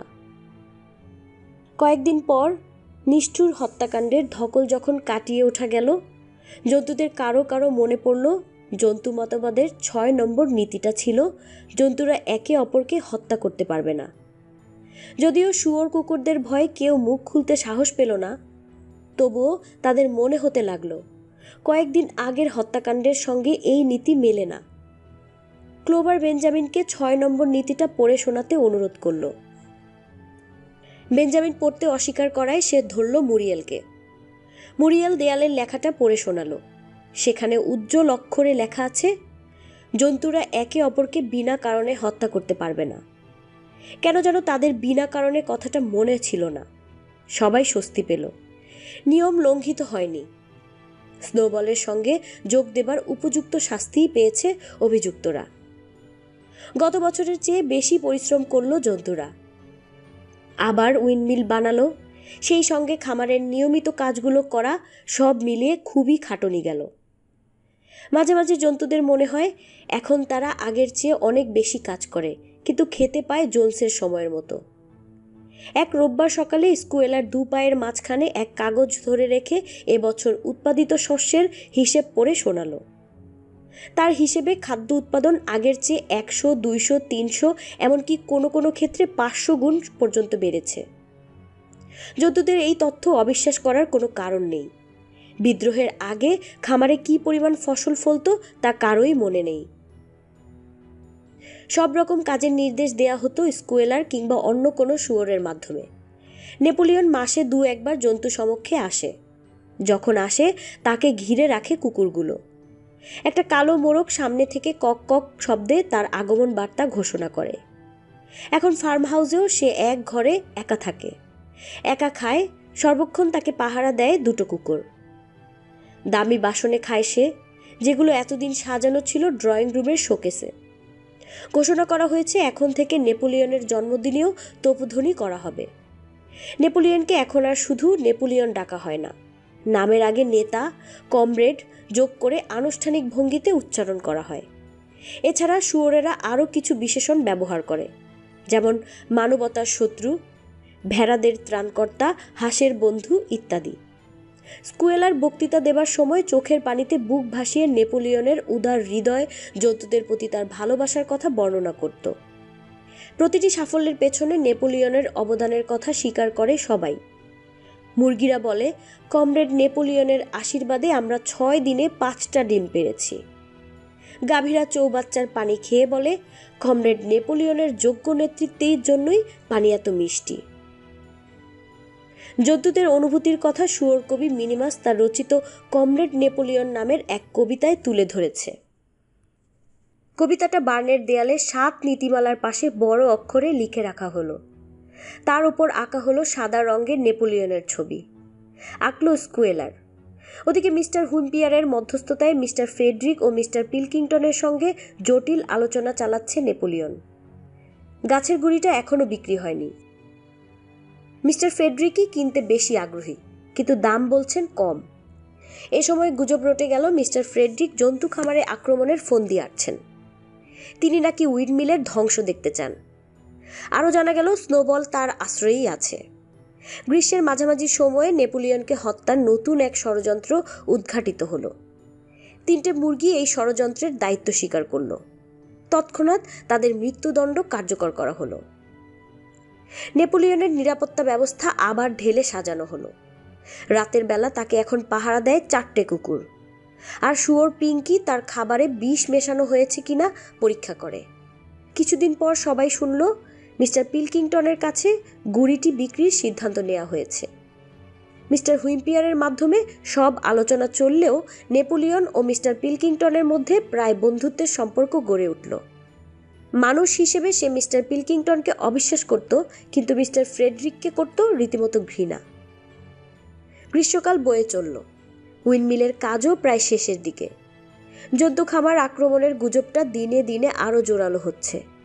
শোনা যায় ফ্রেডরিক 20 জন লোক আর 6টা বন্দুক নিয়ে আক্রমণের প্রস্তুতি নিচ্ছে। পুলিশ ও স্থানীয় ম্যাজিস্ট্রেটকে ঘুষ দিয়ে হাত করেছে যাতে সে জন্তু খামার আক্রমণ করলেও তারা কোনো ব্যবস্থা না নেয়। আরও শোনা গেল নিজ খামারের জন্তুদের ওপর নিষ্ঠুর নির্যাতন চালাচ্ছে সে। একটা ঘোড়াকে মেরে ফেলেছে, 2টো গরুকে না খাইয়ে রেখেছে, একটা কুকুরকে আগুনে পুড়িয়ে মেরেছে। বিকেলে মোরগের পায়ে ছুরি বেঁধে দিয়ে মোরগটা লড়াইয়ের আয়োজন করছে। স্বজাতির ওপর এমন অত্যাচারের খবর শুনে জন্তুদের রক্ত টক বগিয়ে উঠত। তারা পিঞ্চফিল্ড আক্রমণ করে জন্তুদের মুক্ত করার জন্য নেপোলিয়নের অনুমতি চাইল, কিন্তু স্কুয়েলার তাদের ধৈর্য ধরার উপদেশ দিল। দিনে দিনে ফ্রেডরিকের বিরুদ্ধে বিদেশ বাড়তেই লাগলো। যেসব কবুতর বিদ্রোহের বার্তা নিয়ে পিঞ্চফিল্ডে যেত তাদের সেখানে বসতে নিষেধ করা হলো। মানুষের মৃত্যু হোক স্লোগান বদলে করা হলো ফ্রেডরিকের মৃত্যু হোক। গ্রীষ্মের শেষ দিকে স্নোবলের আরেকটা ষড়যন্ত্র ধরা পড়ল। গমের ক্ষেতে অজস্র আগাছা জন্মেছে। তদন্ত করে জানা গেল রাতের বেলা স্নোবল গমের বীজের সাথে আগাছার বীজ মিশিয়ে রেখে গেছে। রাজহাঁস এই কাজে জড়িত থাকার কথা স্বীকার করে আত্মহত্যা করল। সবাই এখন বিশ্বাস করে স্নোবল কখনো বীর উপাধি পায়নি। এটা একটা ভুয়া খবর। সম্ভবত স্নোবল নিজেই রটিয়েছিল। যদ্দূর বোঝা গেছে যুদ্ধের সময় সে কাপুরুষতার পরিচয় দিয়েছে, কিন্তু কেউ কেউ এ খবরে এখনও অবিশ্বাস পোষণ করে। স্কুয়েলারের মতে তাদের আসলে সব কথা মনে নেই। শরতের ফসল ঘরে তোলার আগেই উইন্ডমিলের কাজ শেষ হলো। সব যন্ত্রপাতি অবশ্য জোগাড় হয়নি তখনও। মিস্টার হুইম্পিয়ার সেগুলো বাজার থেকে সংগ্রহ করার চেষ্টা করছেন। বাকি সব কাজ মোটামুটি শেষ হয়েছে। প্রতিপলের সমস্যা, অনভিজ্ঞতা, স্নোবলের ষড়যন্ত্র সত্ত্বেও সুষ্ঠুভাবেই সম্পন্ন হলো সব। উইন্ডমিলের চারধারে ঘুরে ঘুরে জন্তুরা নিজেদের কাজ দেখে নিজেরাই মুগ্ধ। তাদের মতে প্রথমবারের চেয়ে এবারেরটা বেশি সুন্দর হয়েছে, আর দেয়ালটা গাঁথা হয়েছে দ্বিগুণ পুরো করে। ঝড় কিংবা বিস্ফোরক সহজে এর ক্ষতি করতে পারবে না। আগের দিনের কথা মাঝে মাঝে ভাবে জন্তুরা। উইন্ডমিল গড়তে তারা কত কষ্ট করেছে, কতবার নিরাশ হয়ে হাল ছেড়ে দিয়েছে। আর এখন এই উইন্ডমিলের পাখা ঘুরবে, ডায়নামো চলবে, খামারে আলো জ্বলবে, ভাবতেই এত দিনের ক্লান্তি কোথায় উবে গেল। বুড়ো উল্লাসে উইন্ডমিল ঘিরে নাচতে শুরু করলো সবাই। নেপোলিয়ন ও কুকুর শোভাযাত্রা সহকারে সেই উল্লাসে যোগ দিল।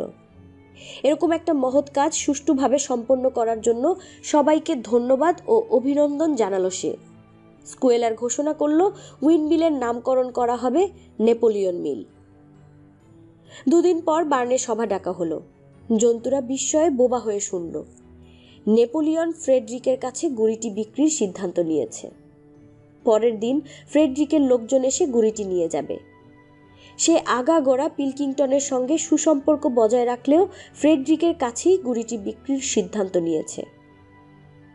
ফক্সউডের সঙ্গে সব সম্পর্কের ইতি ঘটল। পিলকিংটনের কাছে অপমানজনক বার্তা পাঠানো হলো। কবুতরদের নিষেধ করা হলো ফক্সউডের দিকে যেতে। স্লোগানটা বদলানো হলো আবারও। এবারের স্লোগান পিলকিংটনের মৃত্যু হোক। নেপোলিয়ন জন্তুদের আশ্বস্ত করল ফ্রেডরিকের আক্রমণের খবর ঠিক নয়, আর জন্তুদের ওপর তার অত্যাচারের খবরও ভুয়া। এতদিনে জানা গেল আসলে পিঞ্চফিল্ডে নয়, স্নোবল লুকিয়ে আছে ফক্সউডে। সেখানে পিলকিংটন তাকে সুখেই রেখেছে। শুয়োরেরা নেপোলিয়নের বুদ্ধিমত্তায় বিস্মিত। পিলকিংটনের সঙ্গে বন্ধুত্বের ভান করে সে ফ্রেডরিককে গাছের গুড়ির দাম 12 পাউন্ডে তুলতে বাধ্য করেছে। কিন্তু স্কুয়েলারের মতে তার বুদ্ধিমত্তার সবচেয়ে বড় নিদর্শন হলো সে দেখিয়েছে কাউকে বিশ্বাস করতে নেই। সে এমনকি ফ্রেডরিককেও বিশ্বাস করে না। ফ্রেডরিক দাম পরিশোধ করতে চেয়েছিল চেক নামক এক প্রকার কাগজে, যাতে কেবল টাকার সংখ্যা লেখা থাকে। কিন্তু নেপোলিয়নের বুদ্ধির সঙ্গে সে পেরে ওঠেনি। নেপোলিয়ন নগদ টাকা দাবি করল গুড়ি সরবরাহের আগে। এই টাকায় উইন্ডমিলের যন্ত্রপাতি কেনা হবে। ফ্রেডরিকের লোকজন গাছের গুড়ি নিয়ে যাবার পর আরেকটা সভা ডাকা হলো, জন্তুদের নগদ টাকা দেখার সুযোগ দিতে। নেপোলিয়ন জন্তুসুলভ বেসনে সজ্জিত হয়ে বুকে পদক লাগিয়ে খড়ের বিছানায় শুয়ে আছে। পাশেই চীনামাটির প্লেটে রাখা টাকা। জন্তুরা সার বেঁধে একে একে টাকা দেখল। বক্সার টাকার কাছে নাক নিয়ে নিঃশ্বাস ছাড়ল। হালকা পাতলা সাদা রঙের জিনিসটা তার নিঃশ্বাসের হাওয়ায় নড়ে চড়ে উঠল। 3 দিন পর জানা গেল মহা সর্বনাশ হয়ে গেছে। মিস্টার হুইম্পিয়ার ফ্যাকাশে মুখে ফার্ম হাউসে ঢুকলেন। এর কয়েক মুহূর্ত পরই নেপোলিয়নের ঘর থেকে আর্তনাদ শোনা গেল। পুরো খামারের দাবানলের মতো ছড়িয়ে পড়ল খবরটা। ফ্রেডরিকের দেয়া টাকাগুলো জাল। সে জাল টাকা দিয়ে গাছের গুড়ি নিয়ে গেছে। তৎক্ষণাৎ এক জরুরি সভা ডেকে ফ্রেডরিকের মৃত্যুদণ্ড ঘোষণা করল নেপোলিয়ন। ধরতে পারলে তাকে জ্যান্ত সেদ্ধ করা হবে। এবং আরও একবার সবাই শুনল ফ্রেডরিক খামার আক্রমণেরও সিদ্ধান্ত নিয়েছে। খামারের চারদিকের নিরাপত্তা ব্যবস্থা মজবুত করা হলো। 4টে কবুতর পিলকিংটনের কাছে গেল বন্ধুত্বের বার্তা নিয়ে। বার্তায় আশা প্রকাশ করা হলো 2 খামারের মধ্যে পুনরায় বন্ধুত্বের সম্পর্ক গড়ে উঠবে। পরদিন সকালে সত্যি সত্যি আক্রমণ এলো। তখন জন্তুরা নাস্তা করছে। কবুতরেরা খবর নিয়ে এলো ফ্রেডরিকের লোকজন সদর দরজা দিয়ে খামারে ঢোকার চেষ্টা করছে। সাহসের সঙ্গে তাদের মোকাবিলা করার জন্য এগিয়ে গেল জন্তুরা। কিন্তু এবার আর গোশালার যুদ্ধের মতো সহজে বিজয় এলো না। সব মিলিয়ে 15 জন লোক হাতে বন্দুক খামারের সীমানায় প্রবেশ করা মাত্রই গুলি ছুটতে শুরু করলো তারা। তুমুল গুলির মুখে টিকতে না পেরে জন্তুরা নেপোলিয়ন ও বক্সারের ভরসায় পিছু হটল। ইতিমধ্যে যারা আহত হয়েছে তারা ফার্ম হাউসের পেছনে আত্মগোপন করল। বিস্তৃত ফসলের ক্ষেত উইন্ডমিল এখন শত্রুদের দখলে। দেখে শুনে মনে হচ্ছে তাদের পরাজয় সুনিশ্চিত। নেপোলিয়ন পিছিয়ে এসে আশার দৃষ্টিতে তাকালো ফক্সউডের দিকে। পিলকিংটন যদি সাহায্য নিয়ে এগিয়ে আসে তবে এখনও জয়ের সম্ভাবনা আছে। সেই মুহূর্তে কবুতরেরা ফিরে এলো। তারা পিলকিংটনের কাছ থেকে বার্তা নিয়ে এসেছে, তাতে লেখা, আমরা তোমাদের পাশে আছি। একসময় ফ্রেডরিকের লোকজন উইন্ডমিল ঘিরে ফেলল। আতঙ্কের ঢেউ বয়ে গেল জন্তুদের মাঝে। ক্রোবার আর হাতুড়ি নিয়ে এলো দুই শত্রু, পিটিয়েই ভাঙবে তারা উইন্ডমিল। অসম্ভব, চিৎকার করে উঠল নেপোলিয়ন। দেয়ালটা খুব মজবুত, এত সহজে ওটা ধ্বংস হবে না। বেঞ্জামিন সতর্ক দৃষ্টিতে লোকগুলোকে লক্ষ্য করছিল। ততক্ষণে তারা ক্রোবার আর হাতুড়ির সাহায্যে উইন্ডমিলের ভিতে একটা গর্ত করে ফেলেছে। বাতাসে কিসের যেন গন্ধ পেয়ে মাথা নাড়ল বেঞ্জামিন। যা ভেবেছিলাম, বলল সে। বুঝতে পারছো কি করছে ওরা? ওই গর্তে এবার বারুদ ভরা হবে। আতঙ্কে স্থির হয়ে আছে জন্তুরা। এই পরিস্থিতিতে আড়াল থেকে বের হওয়াও বিপজ্জনক। একটু পর লোকগুলো পরিমরি করে ছুট লাগালো। এরপর শোনা গেল প্রচণ্ড বিস্ফোরণের শব্দ। কবুতরগুলো বাতাসে কেঁপে উঠল। নেপোলিয়ন বাদে আর সবাই পেটের ভেতর মুখ গুজে শুয়ে পড়ল। যখন মুখ তুলল, দেখল যেখানে উইন্ডমিল ছিল সেখানে এখন কেবল কালো ধোঁয়ার পর্দা। ধীর বাতাসে সে পর্দা একসময় সরে গেল, কিন্তু উইন্ডমিলকে আর দেখা গেল না। এই দৃশ্য দেখে জন্তুরা সাহস ফিরে পেল। একটু আগের আতঙ্ক নিমিষে উধাও হয়ে গেল। প্রতিশোধ স্পৃহা জেগে উঠল সবার মনে। কারো নির্দেশের অপেক্ষা না করে একযোগে শত্রুদের আক্রমণ করতে ছুটল সবাই। লড়াইটা হলো জান্তব। জন্তুরা মানুষের কাছাকাছি আসতেই তারা আবার গুলি চালালো। একটা গরু, 3টে ভেড়া আর 3টে হাঁস মারা গেল গুলিতে। আহত হলো প্রায় সবাই, এমনকি নেপোলিয়ন, যে আড়াল থেকে যুদ্ধ পরিচালনা করছিল, তারও লেজে গুলি লাগলো। অবশ্য মানুষেরা অক্ষত রইল না। বক্সারের লাথিতে 3 জনের মাথা ফাটল। একজনের পেটে গরু গুঁতো মারল। জেসি ও হুভেলের আক্রমণে আরেকজনের প্যান্ট ছিঁড়ল। 9টি কুকুর ঘিরে ধরল মানুষদের। তাদের ভয়ঙ্কর রক্তপিপাসু মূর্তি দেখে ভয় পেয়ে গেল মানুষেরা। ফ্রেডরিক চিৎকার করে সবাইকে নিরাপদ আশ্রয় খুঁজতে বলল। পর মুহূর্তে কাপুরুষের মতো পালাতে শুরু করলো তারা। জন্তুরা খামারের সীমানা পর্যন্ত তাদের ধাওয়া করল। পেছনে থেকে লাথি মেরে কাটা ঝোপের উপর ছুঁড়ে দিল। শেষ পর্যন্ত ব্যথা আর রক্তপাতের মধ্য দিয়ে বিজয় এলো। ধীরে ধীরে স্তিমিত হয়ে এলো সব কোলাহল। ঘাসের ওপর বন্ধুদের মৃতদেহ দেখে চোখে পানি এসে গেল সবার।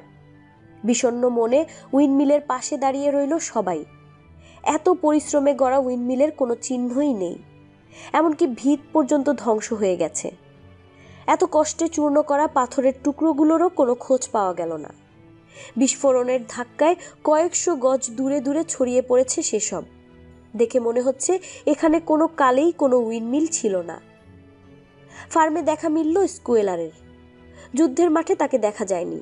সে এলো লেজ দুলিয়ে লাফাতে লাফাতে। জন্তুরা শুনল ফার্মের দিক থেকে বন্দুক দাগার শব্দ ভেসে আসছে। বন্দুকের শব্দ কেন? বক্সারের জিজ্ঞাসা। বিজয়ের আনন্দ প্রকাশের জন্য, জবাব দিল স্কুয়েলার। কিসের বিজয়? জিজ্ঞেস করল বক্সার। হাঁটুতে গুলিবিদ্ধ হয়েছে সে, ক্ষত থেকে তখনও রক্ত ঝরছে, খুরের খানিকটা উড়ে গেছে। কিসের বিজয় মানে? আমরা কি খামার শত্রুমুক্ত করিনি? কিন্তু ওরা উইন্ডমিলটা গুড়িয়ে দিয়ে গেছে। গত 2 বছর অক্লান্ত পরিশ্রম করেছি আমরা ওটা তৈরি করতে। তাতে কি হয়েছে? আবার উইন্ডমিল তৈরি হবে। দরকার হলে 6টা উইন্ডমিল বানাবো। আমরা কত বড় গৌরবের একটা কাজ করেছি। কমরেড নেপোলিয়নের নেতৃত্বে শত্রুর কবল থেকে নিজেদের খামার উদ্ধার করেছি। যোগ্য নেতৃত্বের জন্য কমরেড নেপোলিয়নের প্রতি আমরা কৃতজ্ঞ।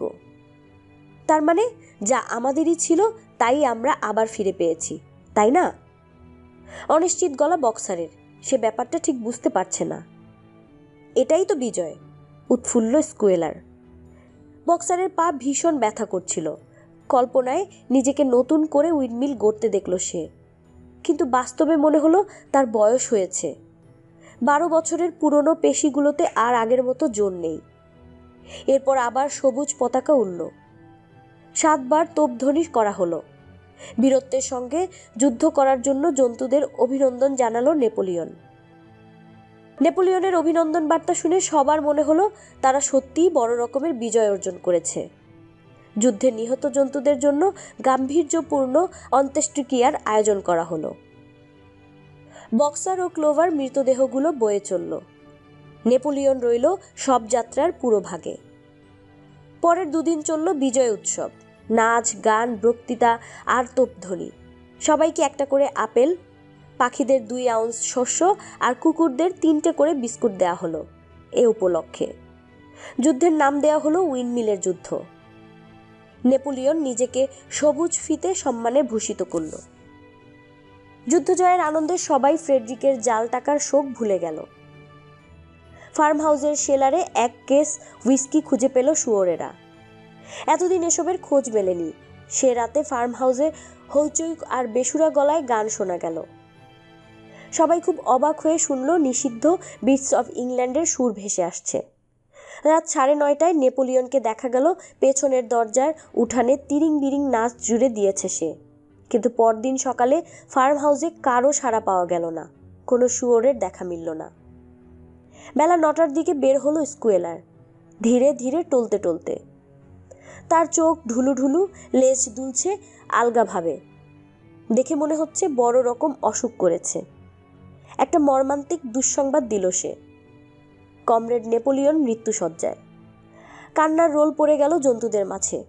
অশ্রু ভেজা চোখে একে অপরকে জিজ্ঞেস করল, নেতা চলে গেলে তাদের কি হবে? শোনা গেল স্নোবল নেপোলিয়নের খাবারে বিষ মিশিয়ে দিয়েছে। বেলা 11টায় নতুন ঘোষণা নিয়ে জন্তু সম্মুখে উপস্থিত হলো স্কুয়েলার। কমরেড নেপোলিয়নের শেষ নির্দেশ, মদ পানের একমাত্র শাস্তি মৃত্যুদণ্ড। বিকেলের দিকে নেপোলিয়নের অবস্থার খানিকটা উন্নতি হলো। পরদিন সকালে স্কুয়েলার জানালো কমরেড নেপোলিয়ন আশঙ্কামুক্ত, তিনি দ্রুত সেরে উঠেছেন। বিকেলের মধ্যেই নেপোলিয়ন কাজে যোগদান করল। কাজে যোগদানের পরপরই সে মিস্টার হুইম্পিয়ারের মদ তৈরির প্রক্রিয়া ও বিশুদ্ধকরণ বইটি কেনার নির্দেশ দিল। 1 সপ্তাহ পর ঘোষণা করা হলো অবসরপ্রাপ্ত জন্তুদের জন্য বরাদ্দকৃত চারণভূমিতে বার্লির চাষ করা হবে। এরই মাঝে অদ্ভুত কিছু ঘটনা ঘটল, যার অর্থ বুঝল না কেউ। মাঝরাতে উঠানে বেশ গোলমাল শোনা গেল। বিছানা ছেড়ে জন্তুরা উঠানে জড়ো হলো। সেদিন ছিল জ্যোৎস্না রাত। বার্নের দেয়াল যেখানে নীতিগুলো লেখা ছিল তার নিচে 2 টুকরো হয়ে পড়ে আছে মই। মাটিতে হাত পা ছড়িয়ে অজ্ঞান স্কুয়েলার। পাশে উল্টোয় আছে লণ্ঠন, রঙের ব্রাশ, গড়াগড়ি খাচ্ছে রঙের টিন। কুকুরগুলো দ্রুত ঘিরে ফেলল স্কুয়েলারকে। জ্ঞান ফিরে পাওয়ার পর তাকে পাহারা দিয়ে ফার্ম হাউসে নিয়ে যাওয়া হলো। কি হয়েছে কেউ বুঝল না, শুধু বেঞ্জামিন নীরবে মাথা ঝাঁকালো। কদিন পর নীতিগুলো পড়তে গিয়ে মুরিয়েল দেখল সবাই 5 নম্বর নীতির খানিকটা ভুলে গেছে। তাদের ধারণার নীতিটা ছিল কোনো জন্তু মদ স্পর্শ করবে না, অথচ এখন সেখানে লেখা কোনো জন্তু অতিরিক্ত মদ পান করবে না। বক্সারের পা ভালো হতে অনেক দিন লাগলো। বিজয় উৎসবের পরপরই আবার নতুন করে উইন্ডমিল তৈরির কাজে হাত দিল জন্তুরা। বক্সার আহত হলেও বিশ্রাম নিতে অস্বীকার করল। পায়ের ব্যথাটা লুকিয়ে রাখা তার কাছে এখন আত্মসম্মানের ব্যাপার। কেবল গোপনে ক্লোভারকে জানালো সে তার খুব কষ্ট হচ্ছে। ক্লোভার ঘাস লতাপাতা চিবিয়ে তার ক্ষতস্থানে ব্যান্ডেজ বেঁধে দিল। বেঞ্জামিন পরামর্শ দিল কিছুদিন বিশ্রাম নেবার।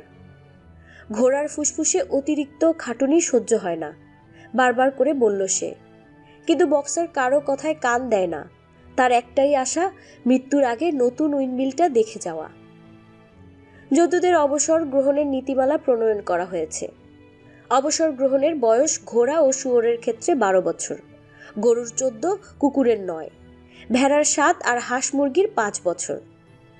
বুড়োদের জন্য পেনশনের ব্যবস্থা রাখা হলো, যদিও কোনো জন্তু এখন অবসর গ্রহণ করেনি। তবুও ব্যাপারটা নিয়ে প্রচুর আলোচনা হলো। বাগানের পেছনের মাঠে বার্লি চাষ করা হচ্ছিল।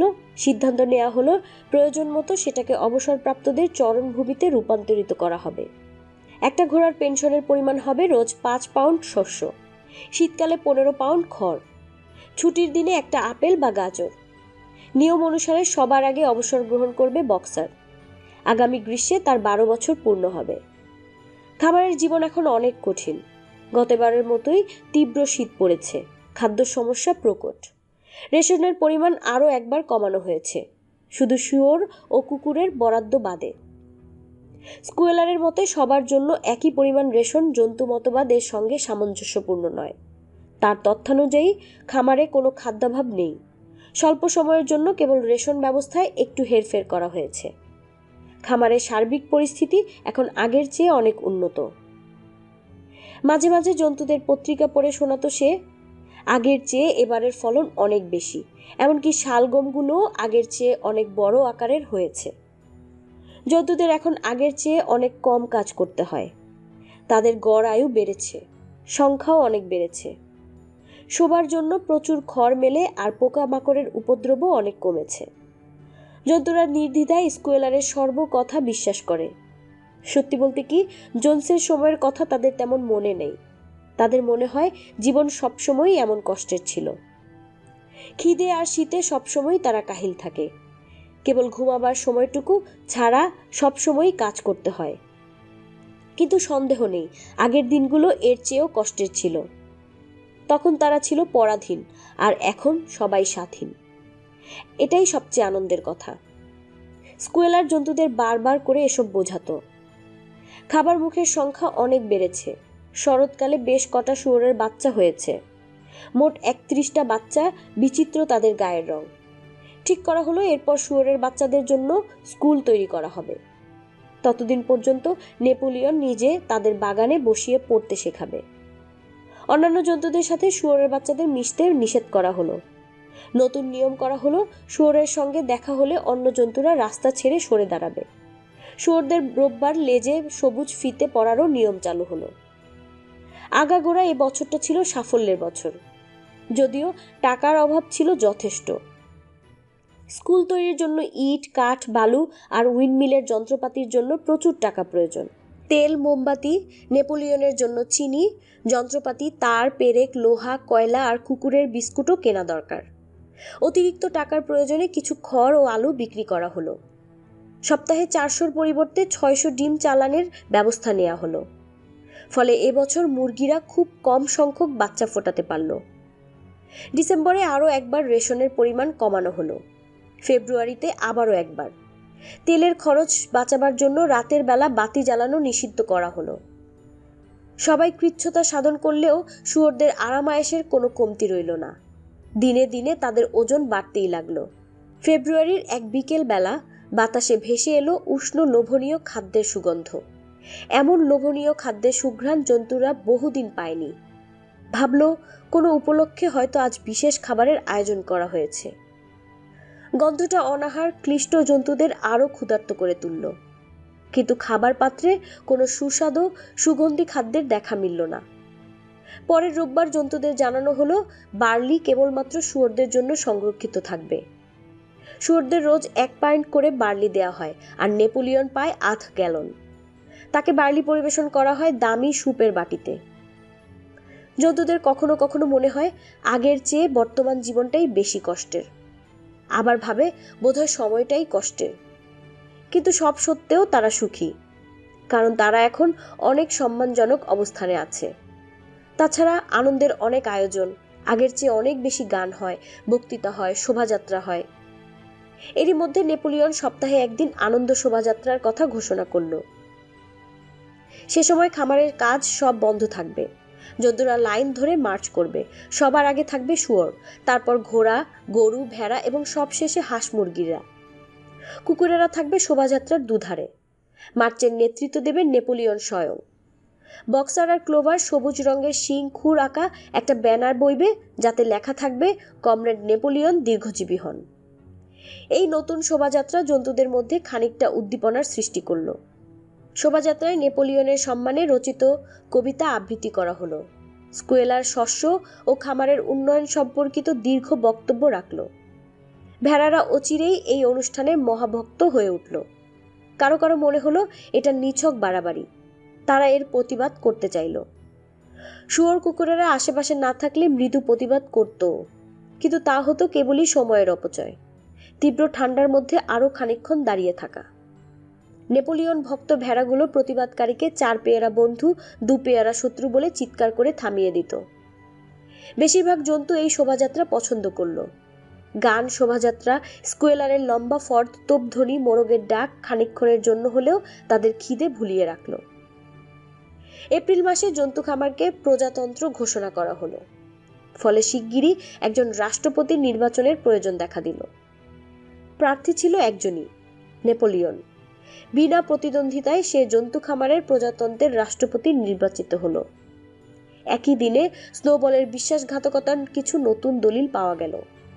এতে নিশ্চিত বোঝা গেল যে স্নোবল কখনোই জন্তুদের পক্ষে ছিল না। গোশালার যুদ্ধে সে সরাসরি জোন্সের পক্ষে লড়েছে। যুদ্ধের সময় তার স্লোগান ছিল মানবতার জয় হোক। কারো কারো মনে পড়ল স্নোবলের পিঠ জখম হয়েছিল নেপোলিয়নের কামড়ে। পা ভালো হবার পর বক্সার আগের চেয়েও বেশি পরিশ্রম করতে শুরু করলো। অবশ্য সব জন্তুই সারাদিন হাড় ভাঙা খাটুনি খাটে। নিয়মিত কাজ ছাড়াও আছে উইন্ডমিলের কাজ। তার উপর স্কুল বানানোর কাজও শুরু হলো মার্চ মাসে। অপর্যাপ্ত খাবার আর অতিরিক্ত খাটুনি অনেক সময় জন্তুদের অসহ্য মনে হতো। কেবল বক্সারের কোনো ক্লান্তি নেই। কথায় বা কাজে কখনো বোঝা যেত না তার বয়স হয়েছে। শরীরের আগের মতো জোর নেই, তার চোখ দুটো উজ্জ্বলতা হারিয়েছে, 2 কাঁধ ঝুলে পড়েছে। সবাই বলাবলি করে বসন্তে নতুন ঘাস গজাবার আগেই বক্সার মারা যাবে। বসন্ত এলো, কিন্তু বক্সারের কোনো পরিবর্তন হলো না। মাঝে মাঝে পাথর ভাঙতে গিয়ে খুব ক্লান্ত হয়ে গেলে মাটিতে ঠেস দিয়ে একটু জিরিয়ে নেয় সে, আর বিড়বিড় করে নিজেকে শোনায়, আমি আরো বেশি কাজ করব। ক্লোভার বেঞ্জামিন তাকে স্বাস্থ্যের দিকে নজর রাখতে বলে, কিন্তু বক্সার কারো কথা কানে নেয় না। 12তম জন্মদিন পেরিয়ে গেল, তবু সে অবসর নিল না। একদিন বিকেলবেলা শোনা গেল বক্সারের কি যেন হয়েছে। সে একাই অনেকগুলো পাথর বয়ে নিয়ে যাচ্ছিল উইন্ডমিলে। কবুতর খবর নিয়ে এলো বক্সার হাঁটু ভেঙে পড়ে গেছে, আর উঠতে পারছে না। খবরটা শোনা মাত্র খাবারের প্রায় অর্ধেক জন্তু উইন্ডমিলের গোড়ায় জমা হলো। বক্সার মাটিতে শুয়ে আছে। ঘাড়ে ব্যথা পেয়েছে সে, মাথা তুলতে পারছে না। তার সারা শরীর ভিজে গেছে ঘামে, চোখ জলজল করছে, কষ বেয়ে রক্ত পড়ছে। পাশে হাঁটু গেড়ে বসা ক্লোভার ব্যাকুল হয়ে বারবার প্রশ্ন করছে, বক্সার কি হয়েছে তোমার? আমার ফুসফুস, দুর্বল গলায় জবাব দিল বক্সার। অবশ্য তেমন কষ্ট হচ্ছে না। আমার ধারণা আমাকে ছাড়াই তোমরা উইন্ডমিলটা শেষ করতে পারবে। এবার আমি অবসর নিতে চাই। বেঞ্জামিনেরও বয়স হয়েছে, সে আমার সঙ্গে অবসর নিলে আমি একজন সঙ্গী পাই। কেউ একজন সাহায্য করো ওকে, আর্তনাদ করে উঠল ক্লোভার। স্কোয়েলারকে খবর দাও। সবাই ছুটল স্কোয়েলারকে খবর দিতে।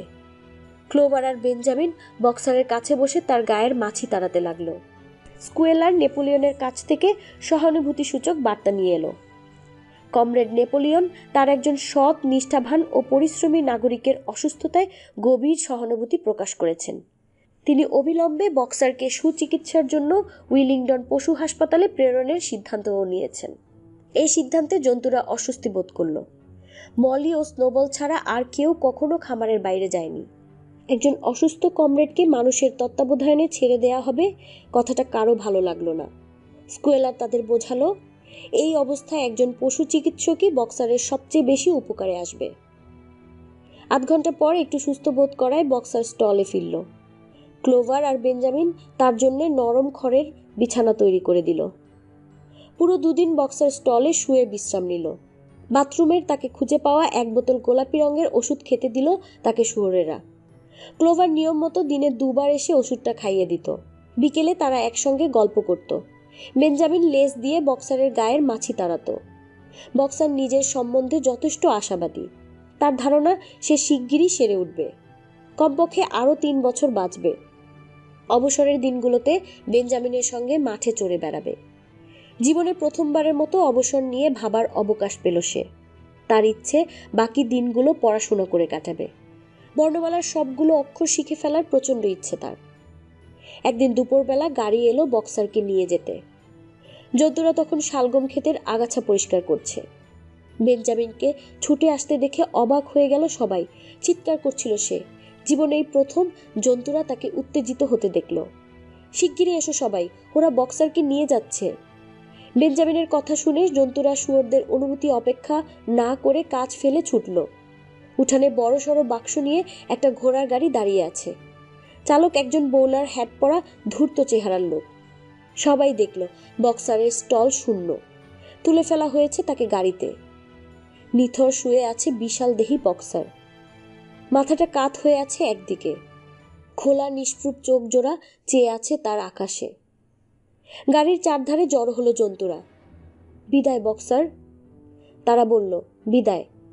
বোকার দল, মাটিতে পা ঠুকে বিষণ্ণ কণ্ঠে বলল বেঞ্জামিন। বোকার দল। গাড়ির গায়ে কি লেখা আছে দেখতে পাচ্ছ না? জন্তুরা চুপ করল। মুরিয়েল গাড়ির গায়ে লেখাগুলো বানান করে পড়তে শুরু করলো। তাকে ঠেলে সরিয়ে জোরে জোরে পড়ল বেঞ্জামিন লেখাটা।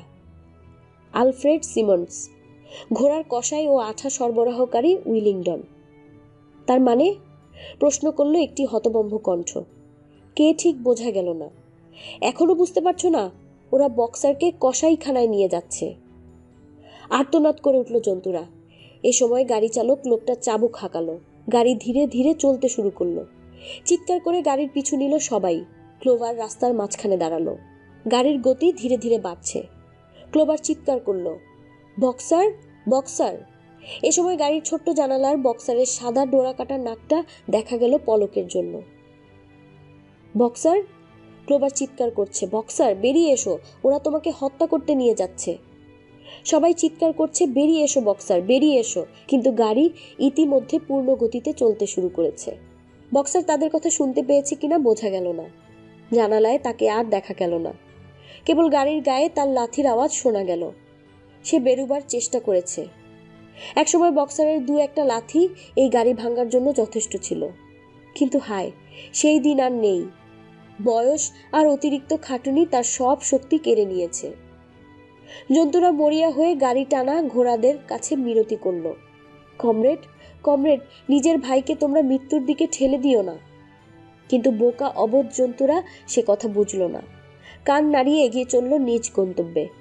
খানিক পর সদর গেট বন্ধ করার বুদ্ধি দিল একজন, কিন্তু বড্ড দেরি হয়ে গেছে। ততক্ষণে সদর গেট পেরিয়ে বড় রাস্তায় পৌঁছে গেছে গাড়ি। এরপর বক্সারকে আর কখনো দেখেনি কেউ। 3 দিন পর জানা গেল বক্সার উইলিংডনের পশু হাসপাতালে মৃত্যুবরণ করেছে। প্রয়োজনীয় ওষুধ আর সেবার কোনো অভাব হয়নি সেখানে। দুঃসংবাদটা স্কুয়েলার সবাইকে জানালো। সে নিজে শেষ মুহূর্তে মৃত্যু পথগামী বক্সারের পাশে ছিল। বক্সারের মৃত্যুটা দুঃখজনক, বলল স্কুয়েলার। খুর দিয়ে চোখের পানি মুছল। শেষের দিকে তার কথা বলার শক্তি ছিল না। কোনো মতে ফিসফিস করে বলছিল, উইন্ডমিলটা দেখে যেতে পারল না বলে তার আত্মা শান্তি পাবে না। এগিয়ে যাও বন্ধুরা, সে বলেছিল, বিদ্রোহের কসম, তোমরা থেমে পড়ো না। যদ্য কামার দীর্ঘজীবী হোক, কমরেড নেপোলিয়ন দীর্ঘজীবী হন। কমরেড নেপোলিয়ন সর্বদাই সঠিক। বন্ধুরা, এই ছিল তার শেষ কথা। খানিকক্ষণ চুপচাপ থাকলো স্কুয়েলার। তারপর তার আচরণ একটু বদলে গেল। কুতকুতে চোখে সন্দেহ নিয়ে এদিক সেদিক তাকালো। তারপর স্থির হয়ে বলল, সে জানতে পেরেছে যে বক্সারের ব্যাপারটা নিয়ে একটা বাজে কথা ছড়িয়েছে জন্তুদের মধ্যে। কেউ কেউ বলছে যে গাড়িতে করে বক্সারকে নিয়ে যাওয়া হয়েছে তা নাকি কসাইয়ের গাড়ি। তারা নাকি গাড়ির গায়ে কসাইয়ের নাম লেখা দেখেছে। স্কুয়েলারের বিশ্বাস, এরকম বাজে কথায় কান দেবার মতো বোকা নয় কেউ নিশ্চয়ই।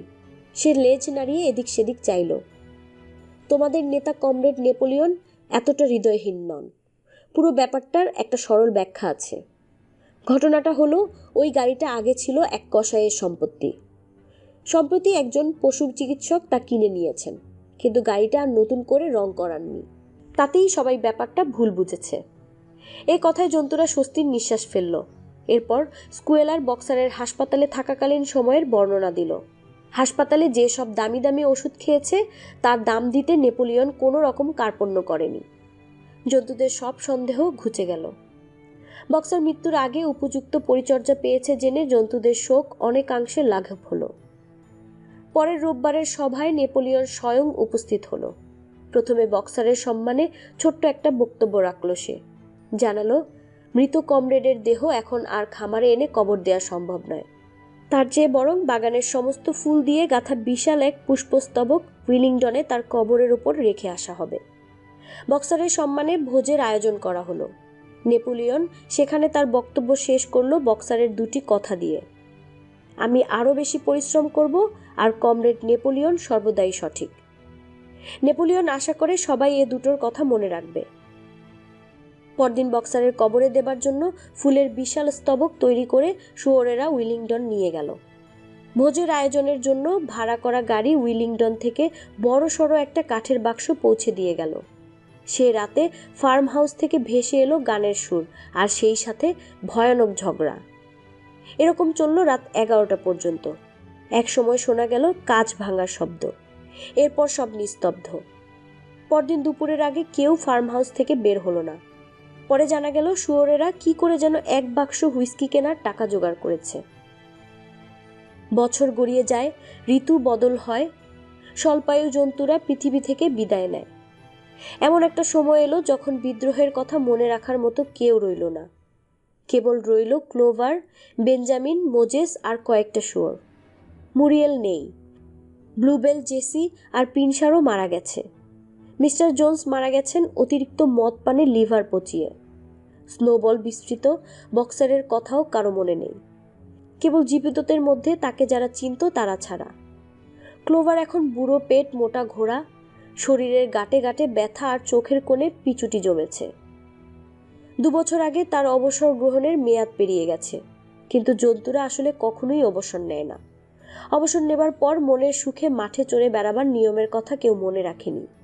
নেপোলিয়ন এখন 24 স্টোন ওজনের পরিণত শুয়োর। স্কুয়েলারের শরীরে এত চর্বি জমেছে যে চোখ মেলে তাকাতেও তার কষ্ট হয়। বুড়ো গাধা বেঞ্জামিন আছে সেই আগের মতো, শুধু তার নাক হয়েছে আগের চেয়ে ধূসর। বক্সারের মৃত্যুর পর দিনে দিনে বিষণ্ণ আর নিস্তব্ধ হয়ে গেছে সে। এরই সাথে শেষ হলো আমাদের এবারের উপস্থাপনা। যারা এতক্ষণ পর্যন্ত আমাদের সাথে ছিলেন তারা অবশ্যই আপনাদের মতামত আমাদের কমেন্ট সেকশনে জানাবেন এবং আমাদের চ্যানেলটি সাবস্ক্রাইব করবেন। এছাড়াও আপনাদের কোনো পছন্দের উপন্যাস থাকলে সেটি আমাদের কমেন্ট করে জানাতে পারেন। আমরা চেষ্টা করব আপনাদের পছন্দের উপন্যাসটি পড়ে শোনাবার। ধন্যবাদ।